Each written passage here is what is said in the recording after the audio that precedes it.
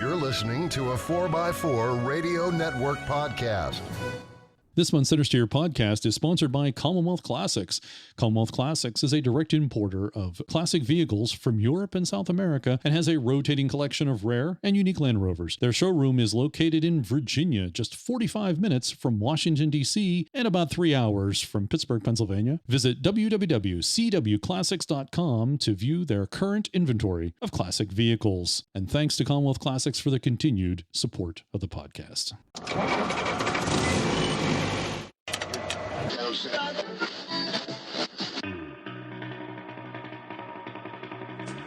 The Centresteer Podcast, a Land Rover podcast by Land Rover owners. Welcome to the Centresteer Podcast. This is podcast number 88 for July 2020. This is the first Land Rover podcast on the planet. Centresteer is a podcast by, for, and about Land Rover owners. I'm your host, John Costage. Joining me via Zoom, Harold Morgan, and now special featuring guests, Brian Joslin, publisher of the former Alloy and Grit magazine. Welcome. Thank you. Great to be back. Yes, it's great to have you back.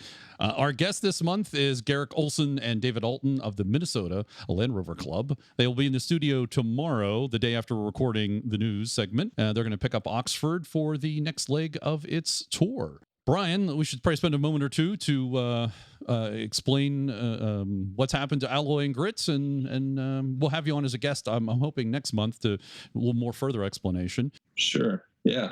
So short version. About a month ago, we announced that we were going to cease publication of the magazine. The current situation with COVID has made it really difficult for us to make content. Frankly, I mean, we rely on being out at a lot of events and connecting with people, not just for the event stories, but also the vehicle stories, the features that eventually come out of that, product stories as well. You know, the gear section that we do, a lot of that's driven by being out at those events and discovering new products. So in the short term, it wasn't looking really solid. We were unsure how long we could keep that up without content. We'd already gone a couple issues where we had had a longer cycle than we were comfortable with, and didn't want to have to, frankly, worry about the pressure of putting out another issue or not being able to put a full issue out. When subscribers had paid for what we promised them. So we made the difficult decision really back in, we announced it about a month ago, end of June, and we're just kind of winding things down. We did make a deal with Overland Journal to replace existing subscribers' owed issues with copies of Overland Journal, which was great of the Overland Journal crew to pick that up for us. And we're all still Land Rover enthusiasts, owners. We're still going to be around, but making the magazine's a big effort. Making an individual magazine is not tough, but making it repeatedly and consistently is a challenge. And we just didn't feel we were in the right position to keep going forward for now. So. Kind of like doing a podcast. 1 or 2 is not a problem. 88, on the other hand, is a lot of work. The printing bill for the podcast is probably a lot less than the printing bill for a magazine. Yeah, a little bit. Yes, that is correct. That is correct. Yeah. And frankly, the advertising market is, we weren't sure how that was going to turn out.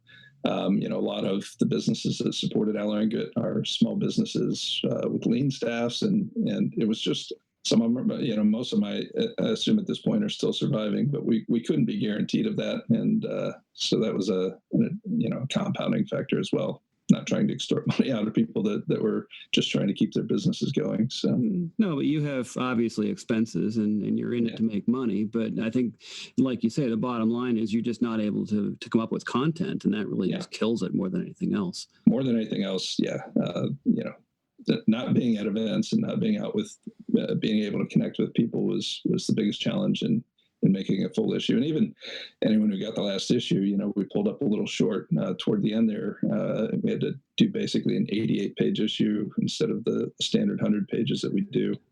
But there's such top quality pictures, and looking at it, it's like I didn't even notice it was short. I was having too much fun reading it. Yeah, well, we really appreciate that. So the outreach has been great. I can go into that another time, but people really enjoyed it, and it's been rewarding to hear from people that appreciated what we did. But for now, it just wasn't in the cards for us. And I believe you still have back issues of the magazine are available through the website? That is correct. I mean, one of the things that we set out to do from the beginning with the business plan was to build enough inventory, a little overrun with each issue, to ensure that people that discovered it late would still be able to participate. And so, with the exception, I think, of one issue, the issue number 3 from the first series, we have pretty robust inventory on back issues. So if you did discover it late and still want to pick them up, most of them are still available. We're winding down. We're obviously not producing anything new, but we do have some inventory on hand, and we've actually reduced the price on those to kind of move those along a bit as well, since they're sitting here taking up space at the moment. And that's alloyandgrit.com. Alloyandgrit.com, yes. Well, I hope that you join us as a regular part of the show. And sorry about Alloy and Grit. And we'll talk more detail hopefully next month. That's the current plan. Yeah, happy to talk about it. And I'm not going anywhere. I'll still be a Land Rover owner, enthusiast, and happy to join the show anytime. Yeah, you can't kick an addiction that easily. No. Yeah, and you got that nice Range Rover. I saw you. So you took pictures of it today. It was really nice. Turned out well. I took pictures yesterday morning. It was a great morning, and I got up early enough to actually shoot it in the fog. Usually it burns off by the time I get dressed and out the door, and had about an hour to play with lighting and play with the camera a little bit for first time in a long time, actually. So yeah, it was kind of nice. Welcome to the show. Thanks I know it's not your first time, but welcome to the show. Yeah. If you've been following Oxford in America and enjoying our interviews with figures in the Overland and Land Rover community, liking our coverage of most things Land Rover, please consider supporting the show. You can be a regular podcast supporter through Patreon, like Bruce of Maine Winter Romp fame. You can be a one-time supporter through Buy Me a Tea, like Bob S. Thanks, Bob. He bought us another tea this past month. Appreciate it. You can also show your support by purchasing a t-shirt or sticker. Visit our website, centresteer.com, for all the details. We've also added a voicemail feature to the website. Instead of writing and emailing, we can read it your message right here on the air. Record your comment or question, enter your name and email, and you click on send so that we receive it. Most likely we'll include the audio on the podcast. There's a big red button called send voicemail on the website. Yeah, it's hard to miss. Coming up after the news, David Short of Rove will update us on Oxford in America and MAR 2020. And it's also a good opportunity for us to talk about Oxford in Pittsburgh. Stay tuned. And now, the news. JLR reports Q1 Fiscal 2020-2021. Wow, that's tough to say. Retail sales. So JLR sales for the 3-month period of up to end of June 2020 were significantly impacted by COVID. June retail sales were 35,334 vehicles. That's down almost 25% year on year. And with total sales of 74,000 vehicles, which was down 42% year on year. That was 74,000 vehicles for the quarter. Strict lockdown, social distancing result in temporary shutdowns of the of most retailers and the company's manufacturing plants in April and much of May. 95% of JLR's retailers worldwide are now open or partially open, with the exception of the Castle Bromwich facility, which will gradually restart in August. All plants are operating on single shifts and social distancing measures in place, production ramping up as demand grows. The sales recovery in June for China and North America were particularly encouraging. China sales were up 7.4%, lower year on year, and North America sales were up 2.2%. UK sales were down almost 32% for the first month, June 1. And overseas region was down 33%. Europe was down 52.5%. For the quarter, retail sales in China were down 2.5%. North America was down 32%. UK down almost 70%. Overseas down 47%. Europe down 60%. So I think things are starting to crawl back a little bit, seems like. Still pretty painful, but yeah, a little better. Yeah, a little bit up and down though. JLR raises $705 million loan from Chinese banks. JLR has entered into agreements with lenders in China for a secure term loan of 5 billion yuan, which is about $705 million, making it its first debt financing in China. Just thought to mention it. That's all the information I have. So they now have a debt facility coming out of China if they need it. and I think they need it. I think they may very well, especially with the next article. Tata Sons Chairman warns of uncertainties for JLR after posting its second consecutive annual loss in fiscal year 20. Tata Motors controlled JLR will be further challenged by economic uncertainties this year, stressing a need to, quote, work with partners, Tata Sons said in the annual JLR report. Wholesale volumes of the UK-based luxury brand hit a 6-year low in fiscal year 20 at 525,402 units. JLL reported $469 million loss in fiscal year 20, which was only dwarfed by a massive £3.3 billion loss in fiscal year 19. To prepare for the future, JLR is taking the route of partnerships in such areas as driverless cars and electric mobility. JLR is working with US-based Waymo to develop and pilot self-driving technologies, and with German rival BMW to develop next-generation electric drive units to power its future battery-driven vehicles. They've been burning cash for the last few years. A lot of facilities, expenditures, and obviously the Chinese market fallout, definitely hurt their cash flow for a while. So COVID was probably the last thing they needed right about now. Yes, especially when you're debuting a brand new, highly important model. Yeah, that's what I was going to say. I mean, only the most important model launch in their recent history. Yeah. Yeah, it's a tough year. But given all the losses they've sustained for all the various reasons, the COVID is just kind of like a hiccup on top of that. Well, they've had solid sales, especially in North America, for the most part in recent years on Land Rover product. Jaguar's really kind of failed to pick up the ball, right. For the corporate parent. So yeah, I mean, it's tough. As Land Rover enthusiasts, we're seeing more and more Land Rovers on the road, but yeah, that doesn't necessarily convert into a strong corporation, right? I mean, there's more to it than just selling vehicles in the market we know. Right. Well, I think the hope was that there would be a balance between car and truck with JLR, handling one and then the other. And I mean, there's some great synergies, technically speaking, but yeah, people aren't buying cars like they used to. Certainly not buying sports cars the same way they used to. And definitely not sporty sedans. Or that really cool Jaguar station wagon, the shooting brake. That thing was just it looks so cool. Well, of course, anybody makes a shooting brake, and it's just automatically cool, if for no other reason than the name. But yes. Just the body style of the shooting brake is it's just beyond cool. I've always been a fan. Moving on, JLR to cut 2,200 contract jobs. And German logistics company DHL plans to cut as many as 2,200 jobs at JLR's UK factories. The Unite trade union said the job cuts comprise just under 40% of the entire DHL workforce on the company's contract with JLR.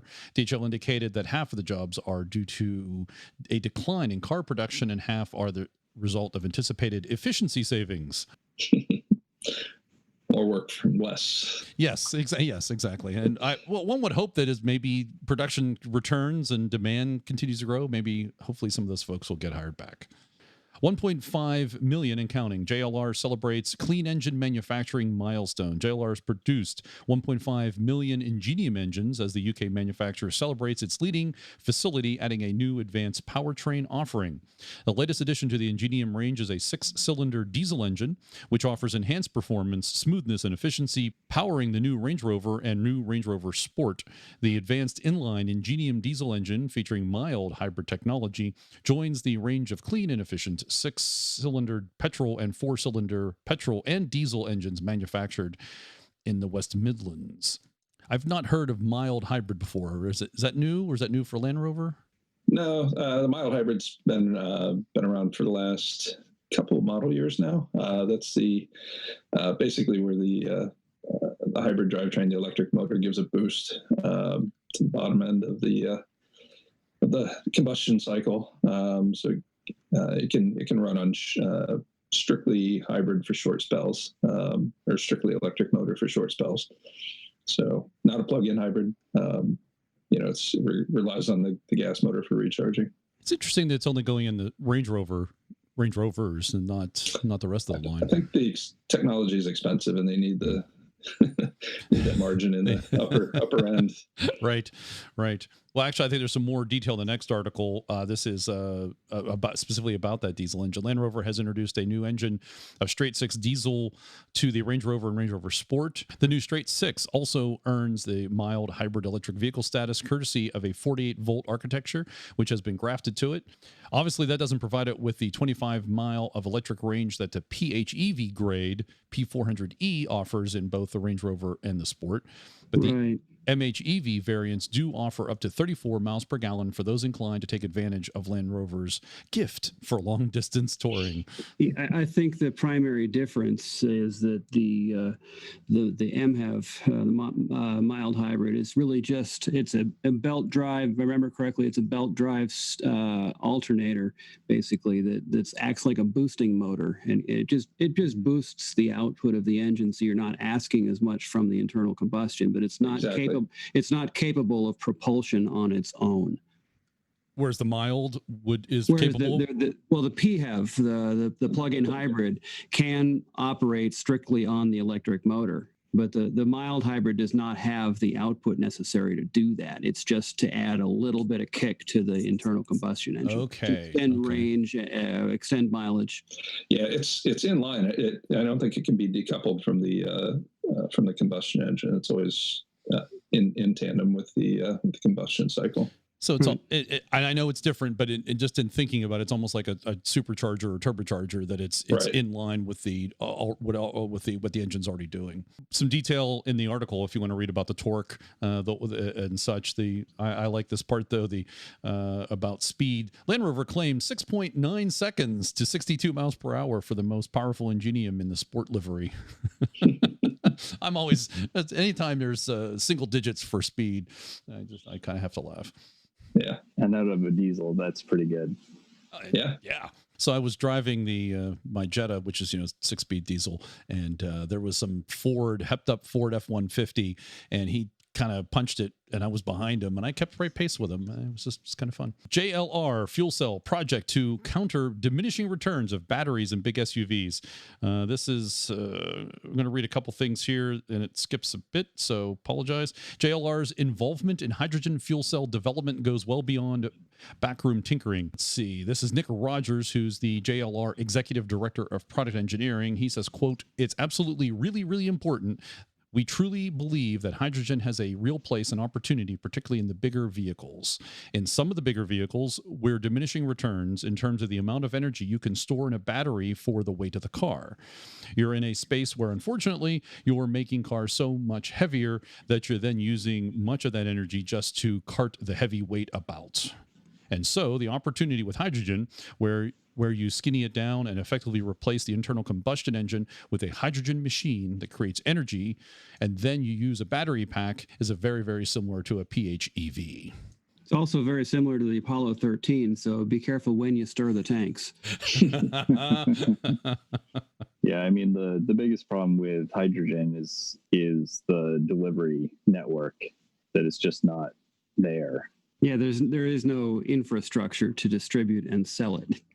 Right. There's no Tesla to put a bunch of electric stations out, or hydrogen stations in this case. No one's taking care of that. And I think through their partnership with BMW then has a partnership with Toyota, who's been big on hydrogen for a while. So there's some potential there. But yeah, it's certainly, I can't imagine outside of Europe that's going to get very far. Well, mind you, it has come a long way. I was in a competition, student design competition 35 years ago, and we were up in Vancouver at the World's Fair, and there was one of the teams there had a hydrogen-powered vehicle, and they had to get said hydrogen shipped by rail car from Los Angeles. And then that rail car had to be transported across town in a tanker truck with a police escort. Mind you, it was just 6 months after one of our space shuttles, which was also powered by hydrogen, had exploded, so I can understand a little bit of extra caution. I got to drive a 7 Series hydrogen prototype BMW. It's probably been 10 years or so now, around New York during the New York Auto Show. And, it was a very conventional experience, aside from the hydrogen tank that, took up a ton of space in the trunk. Similarly, I think it was about 8 years ago, I had a Mercedes B-Class press car. I forget what FSL. It was a European B-Class, kind of a tall hatchback thing, and that was on loan to me when I was in Los Angeles, and we were staying in not Manhattan Beach, in Venice Beach, and the fueling station was actually just a couple miles from where we were staying, and we drove the car around, for a day and keeping an eye on that fuel gauge, and ran over to the BP station where they had a hydrogen fuel generating station, if I remember correctly. They generated it on site, and they had a very special process for pairing the car to the pump in order to pump hydrogen out. And the system was down the day we went over. So, so we basically had to park the car for the rest of our time in Los Angeles because the pump was down. We had to notify them that it was down. So infrastructure is definitely still going to be the challenge on hydrogen, but it's a chicken and egg thing, I guess, right? Well, yeah, you're definitely not hiking with a jerry can, that's for sure. But yeah, I think once if it becomes commercially viable, that's going to depend on the infrastructure. But I think once that's there, I mean, as a fuel, it's fabulous stuff. Sure. Energy density is a challenge if you're storing it as a compressed gas. But I think once the technology reaches the liquid hydrogen standpoint, you get much more density out of it. But then you get into cryogenics and stuff. But yeah. Nonetheless, I mean, emissions, environmentally, hydrogen can't be beaten. Does it connect to or work similar to an internal combustion engine, or is it a completely different? Yeah, it's an internal combustion engine. It just burns hydrogen. Hydrogen is the fuel it burns. Yeah. But the nice thing is, since it's just hydrogen, it's not a hydrocarbon. There's no carbon dioxide, carbon monoxide produced. All of the reaction is to convert hydrogen and oxygen to water. Yep. Would it theoretically be easy to retrofit an old internal combustion engine to run on hydrogen? Theoretically possible, easy, absolutely not. Okay. Yeah. I'm just thinking like older cars, could you bring them up if that technology were available? Let me put it this way. I saw the event I referred to earlier. That was a diesel engine running liquid hydrogen. And it was cool, but very expensive and very complicated to make work properly. Yeah, I think at the manufacturer level, the conversion, from existing internal combustion platforms to hydrogen, there's some things that need to be done universally. Obviously, don't have any lubricating properties, from the fuel and things like that on the intake. But once that's applied, you basically, you're doing the same kind of engine development you would normally do on other internal combustion. So it's really a matter of, I think, storage in the vehicle and energy density, as Harold was saying. To get an engine to run properly on it, it needs ridiculously high compression, because it has a very high octane, which means very few BTUs per gallon. So you're using a bunch of it, and you want as much compression as possible. So I think it takes an ungodly compression ratio. I think it's like 30-1 or something. But I was thinking it was like 22-1 on the BMW, but I don't recall. It was high. It takes higher than a diesel engine would, but it still needs a spark to ignite it. So in theory, you could take a diesel engine and retrofit spark plugs to it and make it sort of work, but there's just a lot more to it than that. The lubrication makes a lot of sense. Actually, if you're using only if you're relying on diesel injection pump technology, which requires the fuel to be a lubricant for the fuel system. But if you're not doing any of that, the lubricity of the fuel is not an issue. No carbon buildup. Right. And the nice thing is it's not like you're washing the lubricant off the walls of the cylinders like you are with gasoline. So the engine itself lasts longer. Nice. All right, moving on to JLR launches Pivotal subscription service, and that is the name of the subscription service. It's called Pivotal, Pivotal. I'll read you some details here. There's a lot of dense information, but I think it's interesting to hear about. 2 years ago, JLR launched a subscription service in the UK called CarPay. The program is effectively a 12-month lease with no deposit, no mileage limit, and an all-inclusive monthly payment covering insurance, tax, services, and repairs for £910, probably about $1,100 plus the cost of fuel every month. A subscriber secure a Jaguar E-Pace, and there were some other cars, but We'll just leave it at e-Pace for now. The numbers and customer feedback have encouraged JLR to turn CarPay into pivotal. With new lease levels, terms, and restrictions, instead of keeping a vehicle for 12 months, Pivotal subscribers pay £550, then swap out every 6 months. Changing cars early incurs a £250 fee, or customers can request to stick with the vehicle they have beyond 6 months. But JLR reserves the right to switch out cars when necessary. Pivotal keeps tabs to the odometer too. Instead of unlimited driving, the program caps fee-free travel at 1,500 miles per month, 20 pence per mile after that. However, they explain that mileage is accumulative, so do not worry if you have to go over that. You can use from month to month. You can use it month to month. So it's like getting a 6-month rate from Hertz. CarPay's 6 levels have been reduced to 4 pivotal tiers. Blue costs £750 per month and offers the Jag F-Pace, the Disco Sport, and the Range Rover Evoque. Then Indigo runs £1,150 for the choice of a Jag I-Pace, Range Rover Velar, or full Discovery. Violet costs £1,350, and you can only get the Range Rover Sport. Then there's the ultraviolet level at £1,600, and you can only get the full-size Range Rover. The brand already has plans to expand the fleet with the new Defender, plug-in hybrid versions of the Discovery Sport and the Range Rover Evoque. JLR Pivotal is still in the learning stages too. A UK-only experiment runs through the automaker's dealer subscription. Subscription users will help educate JLR on the future of car buying, car ownership, and mobility as a service.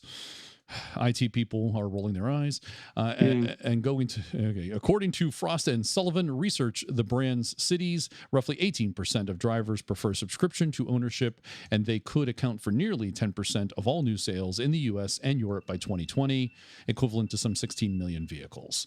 So that is your Pivotal program. I'm waiting for them to add a few more offerings, like maybe some stuff out of the SVO. Or see now, if they could make the bowler available, that would be the violent level. Ultraviolent?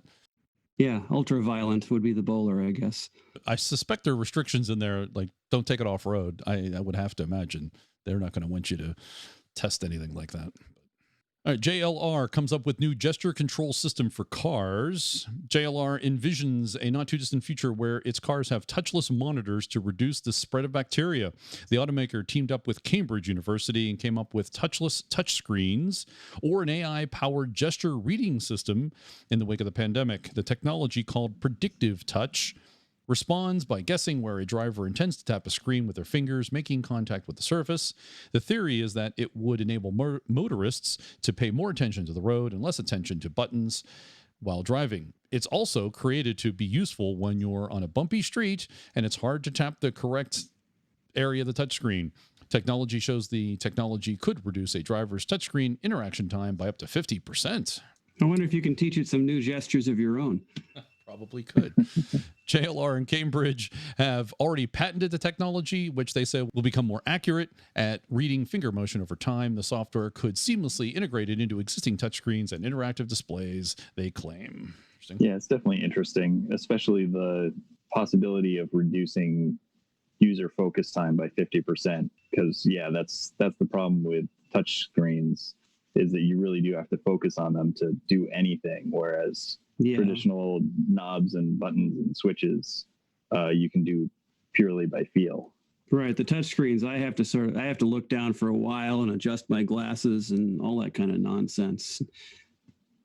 Yeah, the one thing you won't get out of a gesture is any kind of haptic feedback, though. Some of the touch screens do have that kind of confirmation, haptic touch feature that gives you some confirmation. So that'll be for people that rely on some physical feedback from the systems. That'll be a loss. But if they can make it so you don't have to, gesture down toward the center console, that would be a big win.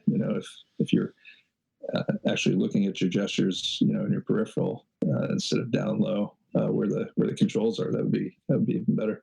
Well, if they did it like a head-up display in reverse or something, but then when you wave at people, it's going to turn your wipers on or something. Could do that. Wonder what it does when you give them the one finger salute. I think the Queen appears on screen and scolds you. There you go. She scolds you. Okay. A Land Rover recall failure led to another recall. Here we go. Land Rover experienced a frustrating recall failure with its 2013 to 2016 models of the full-size Range Rover and a 2014 to 2016 models of the Range Rover Sport. The failure, however, continued for some owners of these vehicles. I'm skipping some details, but here we go.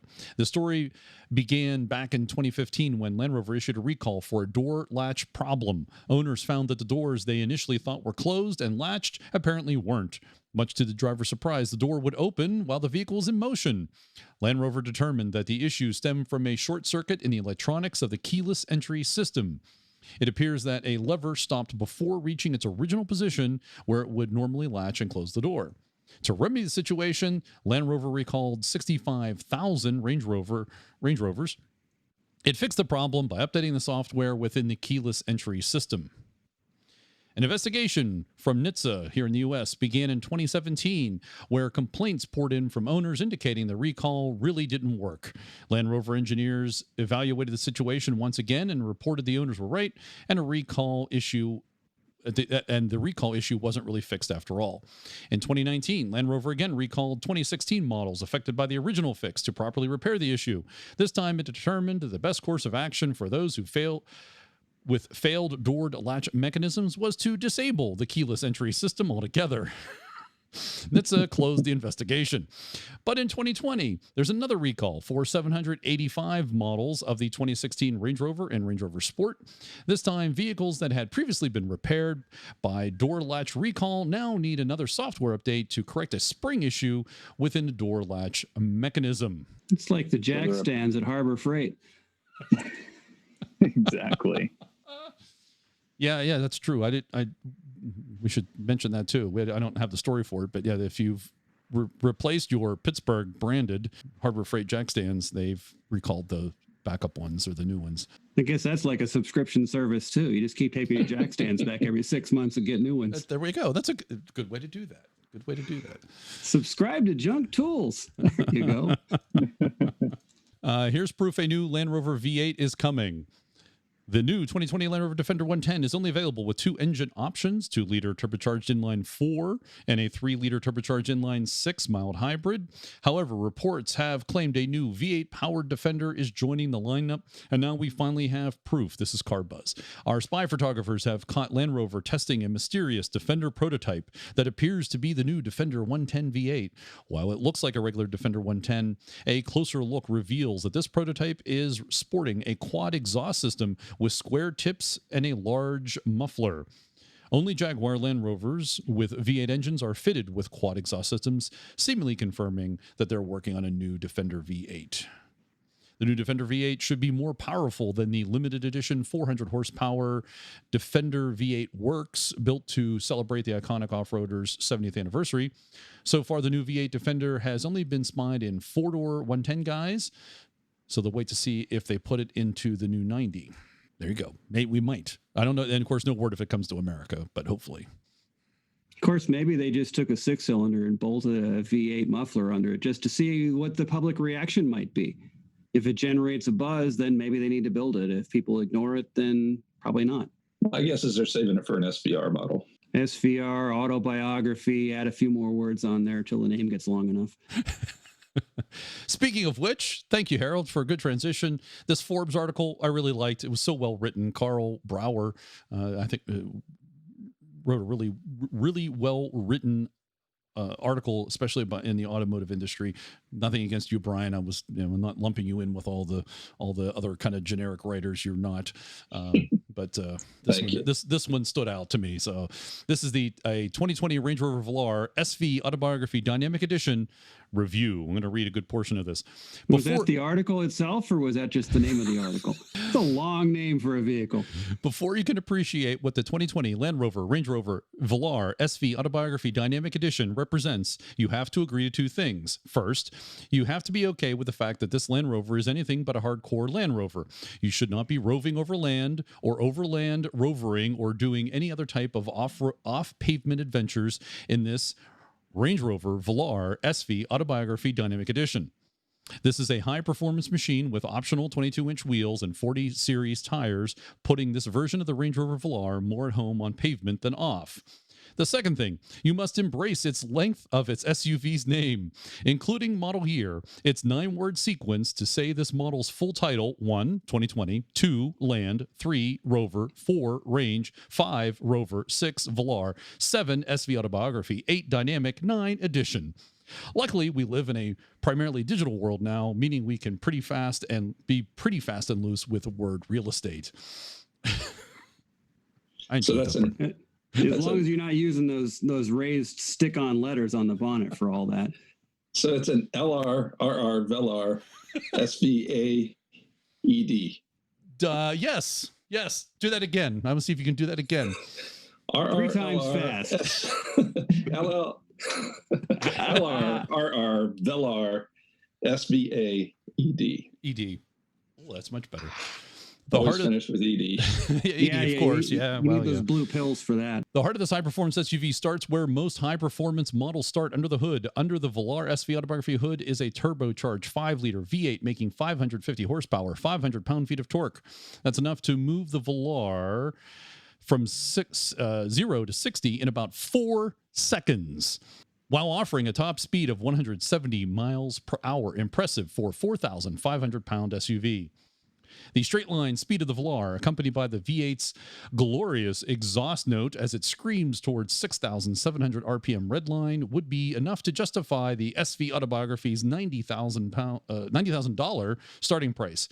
But this fabulous drivetrain is accompanied by one of the most responsive steering and handling packages available on a modern SUV. Dynamic edition indeed. Just the thing for getting through the traffic at the mall. Yes.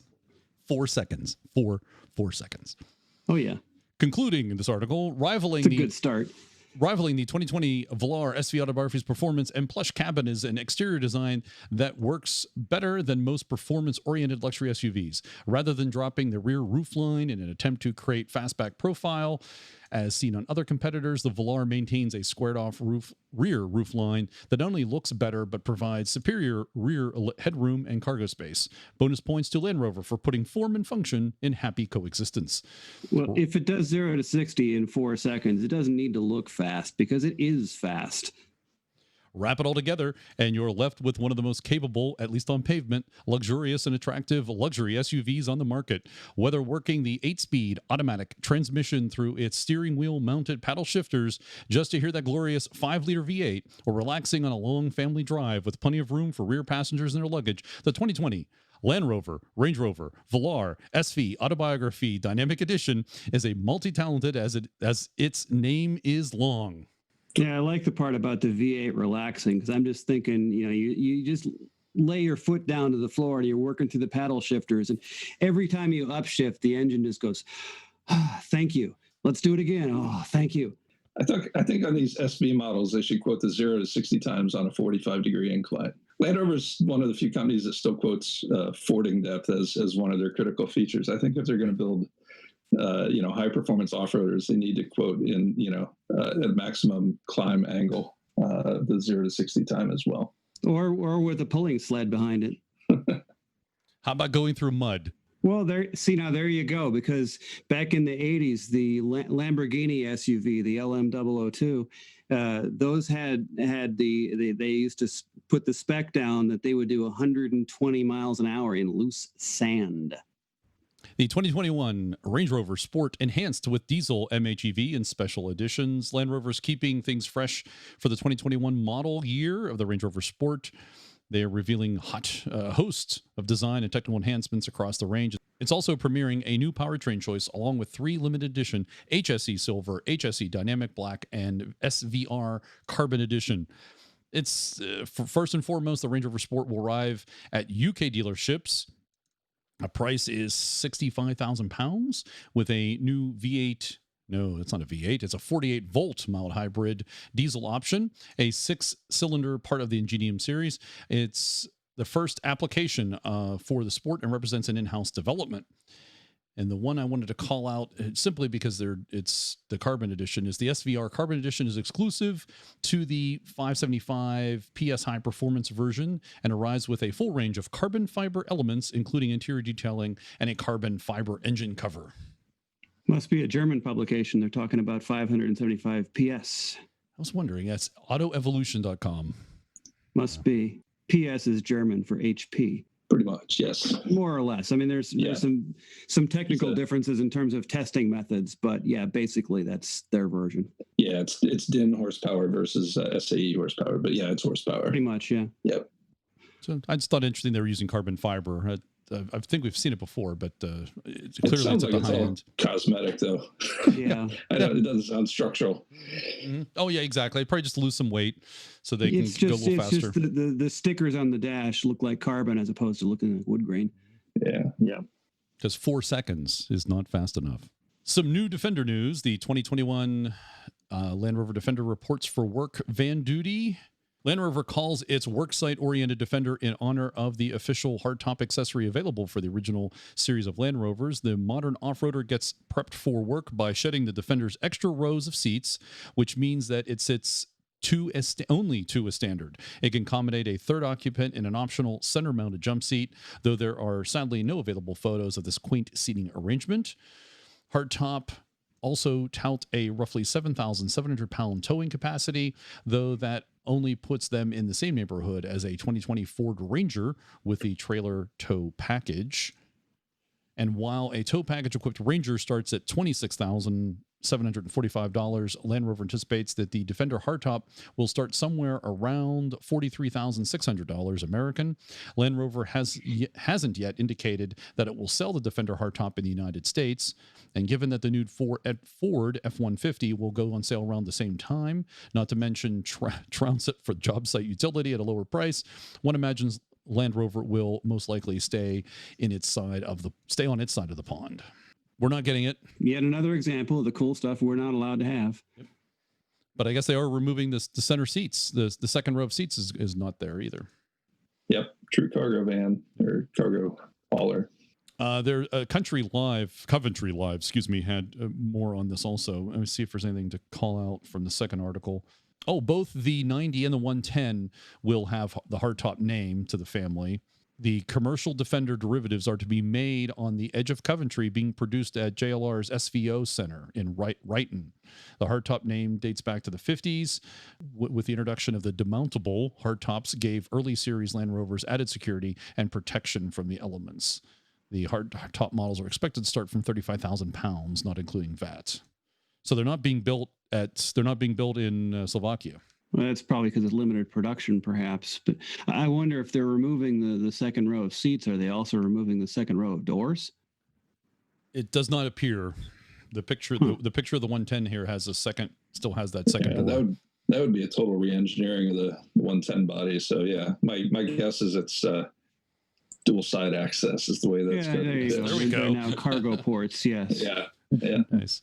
But if all they're going to do is unbolt the seats, they might put just a cover over those, where the seats would probably clip in. You could probably put them back in, I would guess, if you're so inclined. Probably not available in the U.S., though. The cool stuff never is. Yeah. There'd be 12 people that'd buy them, and they'd all show up at SEMA as project vehicles, and that would be the end of sales. New Land Rover Defender diesel sold out. This is in Australia. All 2020 model year Defender 110 diesels are spoken for in Australia ahead of the first customer deliveries in August. And the Defender 90 is now unlikely to arrive in Australia this year due to coronavirus-related production delays.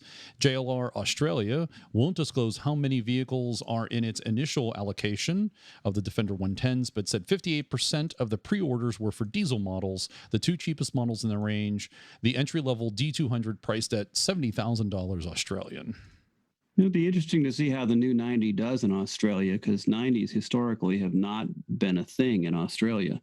In Australia, they like big vehicles. So, you have your short wheelbase Land Rover and your long wheelbase Land Rover. But in Australia, the short truck is the 110, the long one's the 130. The Land Rover Australia PR manager said that the Defender 90 is most likely to slip into Q1 of 2020 rather than late 2020 as originally planned. We will know more in the next couple of months when the Nitro plant is running up at full speed again. They are quite behind on Defender 110 production due to the slowdown, and are focusing on the 110 at present. Australians won't be offered Europe's 224 kilowatt 400 Nm is Newton meters. Yeah, it's a 300 horsepower engine. That's the 2-liter turbocharged petrol 4-cylinder P300 engine, but they're going to get a 221 kilowatt 3-liter inline 6 turbo diesel, along with a plug-in hybrid and maybe the V8. There is no manual. We know that, but the recently revealed hardtop derivative is under consideration for Australia, so they may in fact get that. Yeah, that makes a lot of sense for Australia. They have a lot of vehicles are used in combo for trade and personal vehicles. Apparently, can you get a Ford F-150 in Australia? I don't know. There was a company in Canada that was converting Raptors to right-hand drive for Australia because there was strong demand for personal import Raptors, at least. But I can only imagine what those are going for. Well, they like their performance there. And, if you're 1,200 miles from your local grocery store, I think you'd want to get there pretty quickly. Yeah. Does it come with extra fuel tanks? You just tow a fuel trailer behind it. Yeah. Or have a school bus full of oil drums follow you. And a video channel that I've never heard of before. It's called Car Channel, CHNL. It's on YouTube. Of course, we'll have a link in the show notes to this video. Yes. And it's called 2020 Land Rover Defender Capable and Utility. And they show, there's no audio to it. There is sound, but no one speaks anything. And they show how different aspects of the new Defender operate, such as using the air system that you can blow up a beach ball or air your tires up or down, actually. So it shows you some of those things. The one that I thought was interesting, they actually show you how the winch works. You have to take off the license plate, the number plate. There's 2 screws at the bottom of the number plate. Unscrew those, then you get access to the winch. Then there's a pin that holds the winch end on the vehicle. It secures it. Remove that. Then you connect the hook to the winch end and secure that. Then you can hook that up to the tree or whatever it is you need to winch to. And then you have a power operated handheld device that is hardwired. It doesn't seem to be wireless. Then you can control the winch that way. It'll be fun to set up all that stuff and get it going when you're knee deep in mud. Yeah, that was my thinking too. If gotten one or thinking about getting one, I would be incumbent upon you to watch the video, at least to see how these things operate before the first time you go out. Well, plan ahead. If you're going to be going anywhere you think you might need it, go ahead and take your number plate off and get the hook on it and all that kind of stuff. It also shows how the roof bars operate, which is kind of interesting. It was kind of cool. And then I guess there's an accessory you can buy that is a shelter that connects to the back or side of the Defender. And they show someone use a hand pump to blow up this structure. And of course, I immediately wonder, well, why wouldn't you use the onboard air system? Why does it come with a pump? You should get the onboard air system. Are they both available in the same outfitting package? Don't know. I'm guessing that shelter is probably a dealer accessory extra, whatever you call that. I think they do the same one for the Discovery 5 or one very similar to it for the Discovery 5, and it's a dealer accessory. It's not part of a vehicle package. So check out that video. It's kind of neat to see some of how you can actually use some of the different things. They show the shower system where they hose off a dog. If you put water in it and they have a little clock, it shows you it takes a whole minute to fill it up. Then there's a little pump to build up pressure, and then you can hose down a dog. There, maybe you don't have to watch it now. I guess I watched it for you. Yeah, you've explained it well enough. The classic style Land Rover Defender is going electric in the U.S. U.S.-based Land Rover specialist Twisted plans to offer a small batch of the 90s styles Defenders stateside, but with a twist, they will be electric. Twisted's is called the NASE. The company bought up dozens of the last Defenders produced in the U.K., where production ended a couple of years ago, and is plugging an electric drivetrain into the beasts. The result is the Land Rover Defender with a single electric motor powering the SUV's existing 4x4 innards. The NASE will be offered in 2 states of tune, 214 horsepower and 280 pound-feet of torque, or 320 horsepower, 330 pound-feet of torque. Those concerned about range should rest easy. Twisted promises 200 plus miles of range, but it hasn't specified whether it's the WLTP cycle or the little more conservative EPA cycle. Either way, the Defenders will pack a 60 kilowatt battery underneath the body. That's not the biggest battery on the market today by any stretch, but keep in mind the Defender wasn't built with EV batteries in mind. The electric Defender feature leather seats, air conditioning, touchscreen EV control system, 3-person bench seat up front, and 4 more inward-facing bench seats in the back for a total of 7. And those are two-door 7-seaters, so they're 90s. Right, 90s, yeah. Perhaps the most impressive part of the process is that the conversion time is only 2 weeks, and it's done in Virginia using Defenders imported from the UK. The trucks will be offered as reconstructed vehicles, I put that in quote, bypassing the otherwise impossible federalization process. Twisted says the base version goes for $185,000 American, while the most powerful one will set buyers back $210,000 American. So Will Hedrick could probably answer this better, but bringing them in without a powertrain means they come in as parts vehicles, probably. So they're probably a lot easier to get in. But how do you put a title on it if it's only parts? Yeah. Ask Will. Yeah, exactly. That's my point. Yeah, in the article I had reconstructed vehicles. Is that a special designation? Well, reconstructed is fine. Of course, that may put a title brand on it. It may also mean that certain states aren't going to like it. Yeah. Yeah. So I guess if you get the right state to authorize it, then it would cover the U.S. then automatically, right? And there's probably a reason they're doing this in Virginia. There's probably a loophole there that allows it to leave a clean Virginia title as a reconstructed vehicle.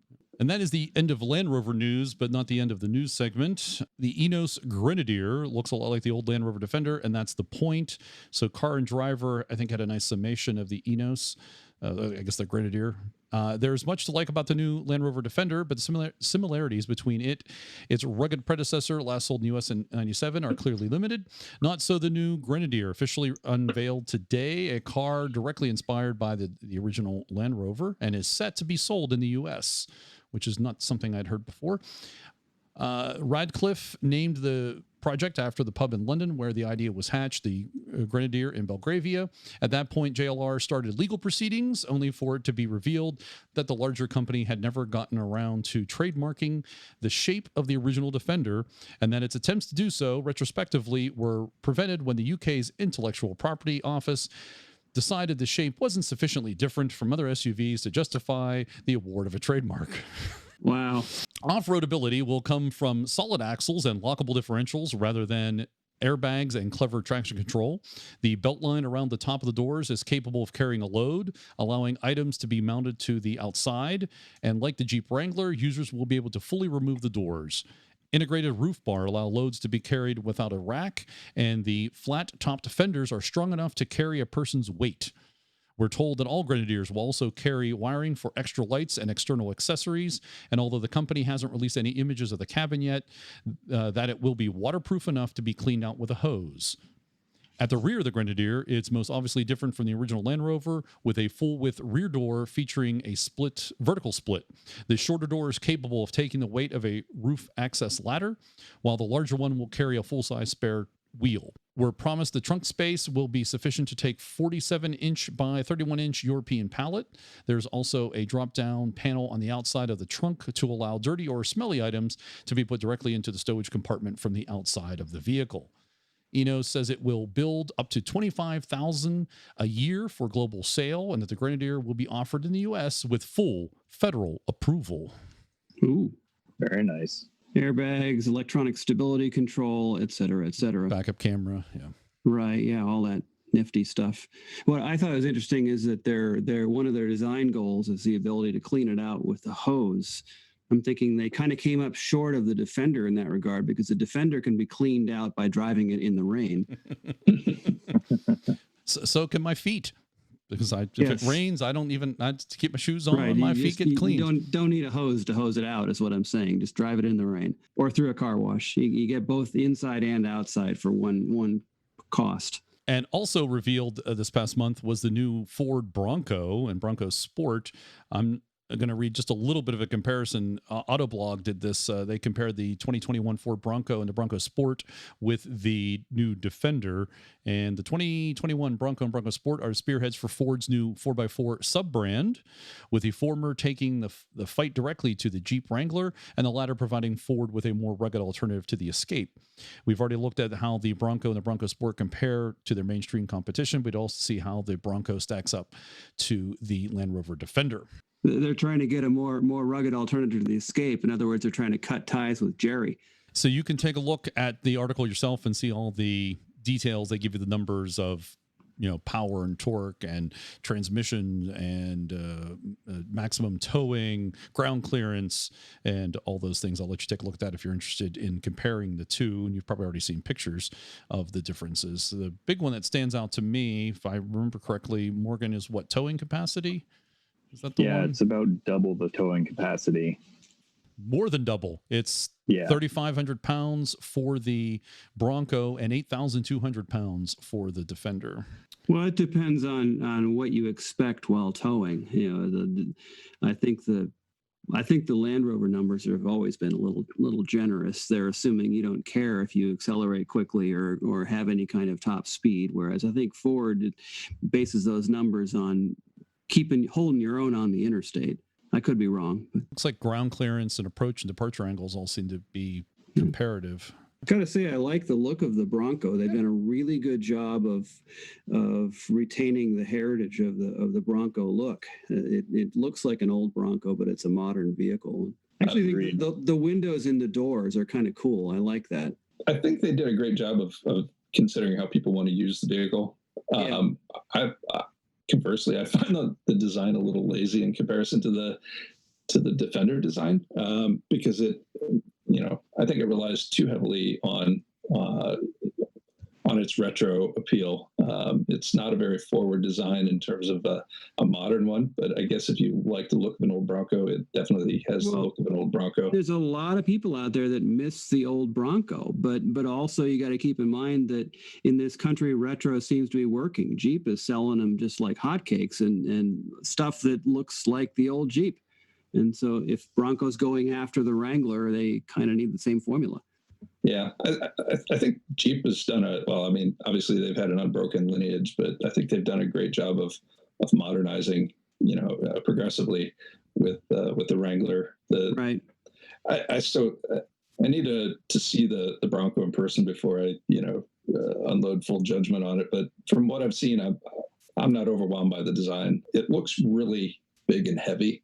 It looks like a very weighty design, and I suppose if it's based on F-150 architecture, that's understandable. But I just, in pictures, it doesn't sit well with me. But I'm also not, a hardcore 4x4 enthusiast in the same way that a lot of people are. And you're probably not a big Ford guy either. Not at all. Okay. Yeah. So I think to your typical large diameter American human, I think there's probably more room inside a bigger truck. I have no doubt Ford did their market research, and this is going to be a home run for them.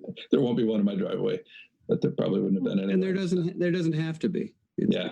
I tend to think they may have done too much market research. Well, it's not the Edsel. They didn't do way too much and missed the market by 10 years. I will say they did one thing that Land Rover did that annoyed me, with those panniers, especially on the side of the Defender. Or those panniers. A friend of mine calls those pollen sacks.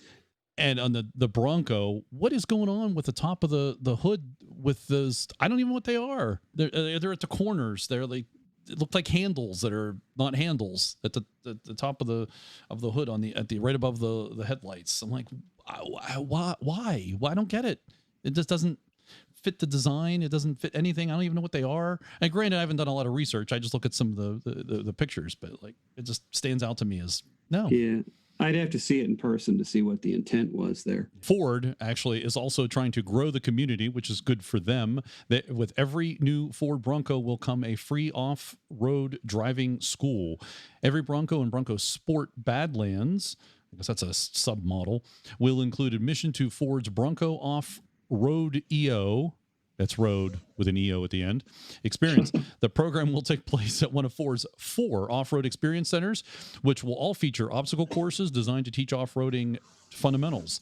They will also be close to longer trailheads, giving Bronco owners the opportunity to take trucks out on real trails with the help of experienced off-road guides. The 4 locations haven't been finalized, but expect them to be geographically spread across the U.S. It will be a 2-day experience with the first dedicated to fundamentals of off-roading.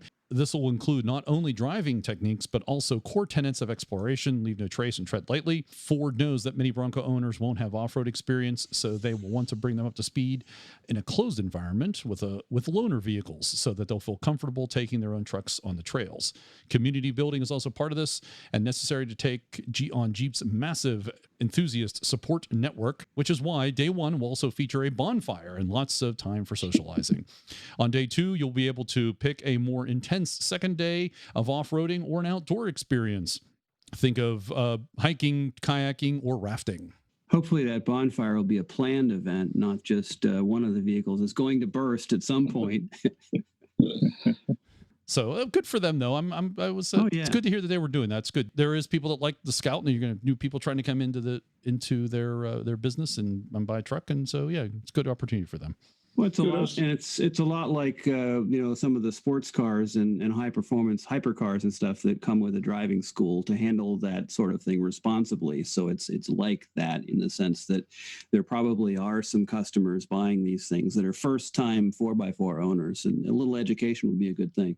And kudos to the marketing team for jumping on the rodeo name. That's pretty clever. Yeah, exactly. Yeah. Road EO. Yes, yeah. That was good. In a tired pun sort of way, yes, it would. Yeah, I'm surprised nobody else had jumped on that before now. And finally, this is from Goodwood Road and Racing. It's called 7 4x4s inspired by Land Rover Defender. And I'll let you listeners go and read in detail, but I'll name the 7, and there's a couple comments here and there. So these are all vehicles that they claim are inspired by the original Land Rover. Read this last paragraph that introduces it. As well as the freshly revealed Enos Grenadier and new generation Defender, the Land Rover 4x4 has inspired numerous off-road facsimiles over the decades, as well as leading to some intriguing license-built derivatives never assembled on the original model's Solihull home production lines. Here are 7 such examples, including a Defender spin-off that is still produced today. The Austin Gypsy. Oh yeah, they're cool. It looks like it was also part of the Rover company, if I'm not mistaken. Well, they've all been part of it at some point or another. The Minerva Land Rover TT, and this is a Belgian variant. The Land Rover Santana 88 Leggero, and that was the Santanas. That was part of the knockdown kit, CKD knockdown production. The Trekker 210. Anybody know what the Trekker 210 is? Only because you gave us a heads up. I know. There we go. Yeah, exactly. It runs on kiwi juice. We'll give you that hint. That's right. It is considered to be the only true indigenous vehicle ever to be designed and series produced in New Zealand. 80% of Trekker was locally sourced, with the key non-Kiwi-made components being the powertrain and major platform structure taken from a then new Skoda Octavia. These parts shipped directly from Skoda's Czech headquarters. The Santana PS10 Anibal, Anibal. I guess this was part of the Santana line. The Iveco Massive. And I think is that a Fiat? Well, Iveco is a different company, but that's actually a continuation of the Santana lineage, if I remember correctly. Yeah, here we go. Having formerly severed its links to Land Rover in 1983, in 2006, Santana signed an agreement with Fiat's commercial vehicle maker Iveco to co-develop new products. It came from that. The Moratab Series 4. Any idea where that's from?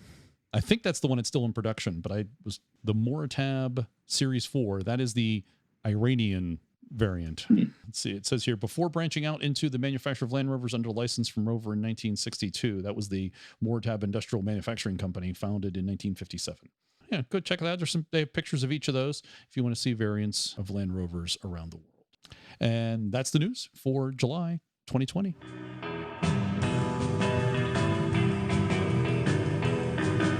And now joining us from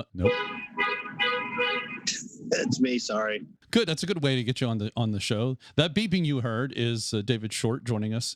He's the president of Rover Owners of Virginia. He's going to update us on Oxford in America and also MAR 2020. Welcome back, David.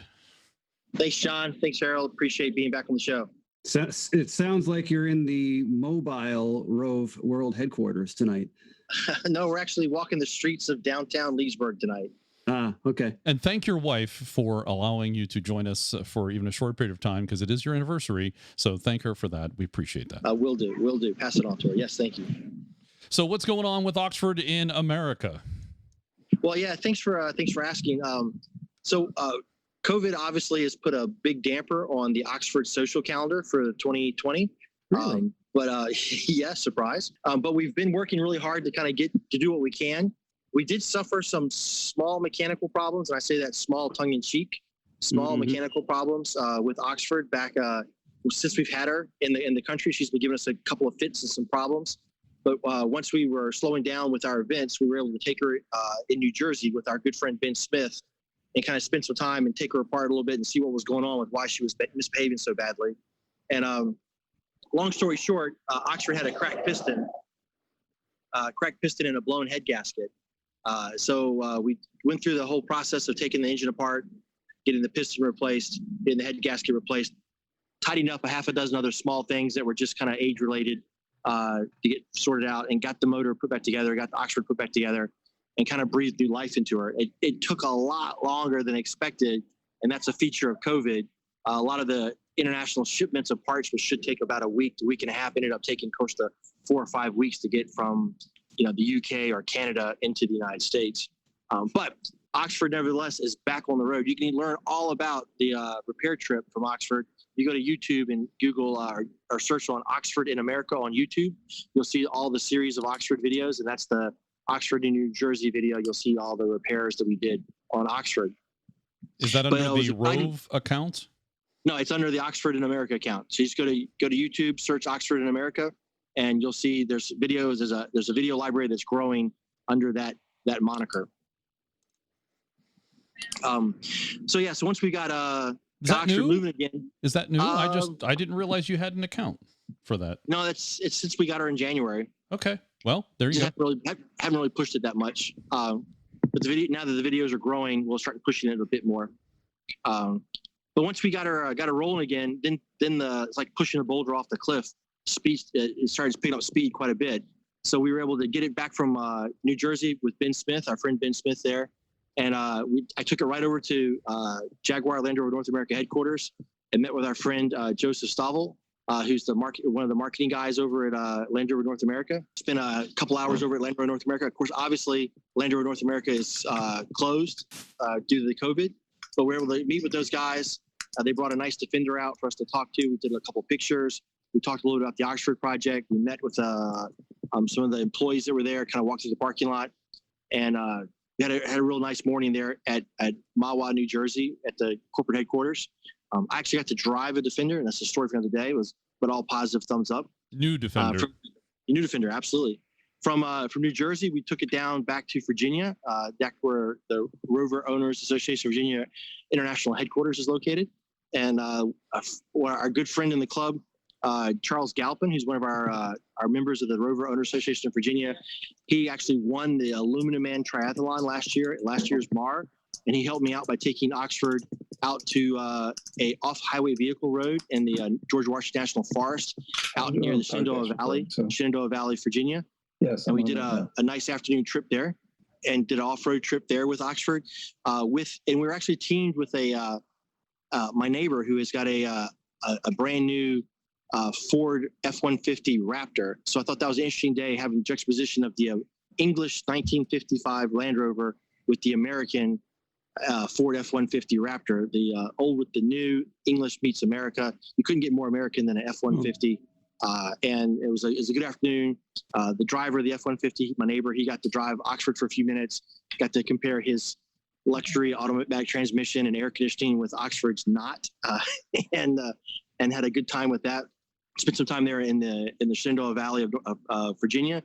And then from there, we took a quick jump up to Gettysburg, Pennsylvania, which is kind of nice historic city for the United States, where the North and the South engaged in a Civil War battle back in the 1800s. And that's where I bumped into this guy from a podcast who I passed Oxford off to. In Gettysburg, we did a quick tour of Gettysburg with Oxford, and then I passed it off to you, John. And then you took it to Pittsburgh, and that's where I'll give it to you. Yes, we will cover Oxford and Pittsburgh, but we only have you for a limited amount of time, so we'll move on and we'll come back to Oxford and Pittsburgh. You guys have done some great stuff with it in Pittsburgh. I'm really excited that it's working well. I know Harold's got some tidbits he could probably talk about, some of the maintenance and just normal series, Land Rover series activities. Is a lot of cleaning and tuning and fiddling and playing. Just to get a little all the bit. Little parts. Yeah, all the little parts. Nothing too major. Just a little bit of playing with it and cleaning and tuning. Just a little bit. Yeah. Yeah. Just one or two bolts had to be tightened. Yeah. That was it. It's just serious stuff. A Land Rover series owner calls that a little bit. Just a little. Yeah. So then we're really excited now that we've had. I mean, that was about 2 weeks of a flurry of activity, which has been a lot of fun. But now our good friend Garrick Olsen, who's the president of the Minnesota Land Rover Club, is coming down to meet you, John, on Monday. Tomorrow? Our Monday, tomorrow, which is, the listeners will be different Monday. But they'll take it back over to northern Minnesota, to Bacchus, Minnesota, for a weekend there, August 7th. They're having the Minnesota Land Rover Club's fall or late summer rally there in Bacchus, Minnesota, a small event they'll have there. And they're really excited to have it up there. And then from Minnesota, it's going to move westward over to Oregon, where our good friend Ike at the Pangolin 4x4 will take some time to work on Oxford and kind of tidy up some of the last minute items that we couldn't get taken care of over the summer. And then Mike McCaig from the Rover Owners Association of Virginia and myself will fly out to Oregon in the last couple days of August. We'll meet Ike and Linus Tremaine out in Oregon, and we'll start our trip from there. And we'll drive from Oregon, from sea to shining sea, from the Pacific Ocean to the Atlantic Ocean. We'll start our trip with the tires dipped in the Pacific Ocean out on a beach in Oregon, and then we'll end it sometime in November with our tires dipped in the Atlantic Ocean out by Cape Hatteras in North Carolina. The trip between Oregon and North Carolina and the different stops and different dates, we're working on that. As you can imagine, COVID adds a level of variability to it. But I'd just like to say that for everyone who's been listening to the podcast, we'd love for you to come out and join us for a day, catch up to us at night where we stop. We're going to stop at several places along the way. The best place to see our itinerary, which is changing and updating every couple of days, is at the www.roav.org/Oxford to America. If you go to the roav.org site, you'll see the link up top for Oxford in America. You can see that link and just follow that, and you'll see our itinerary.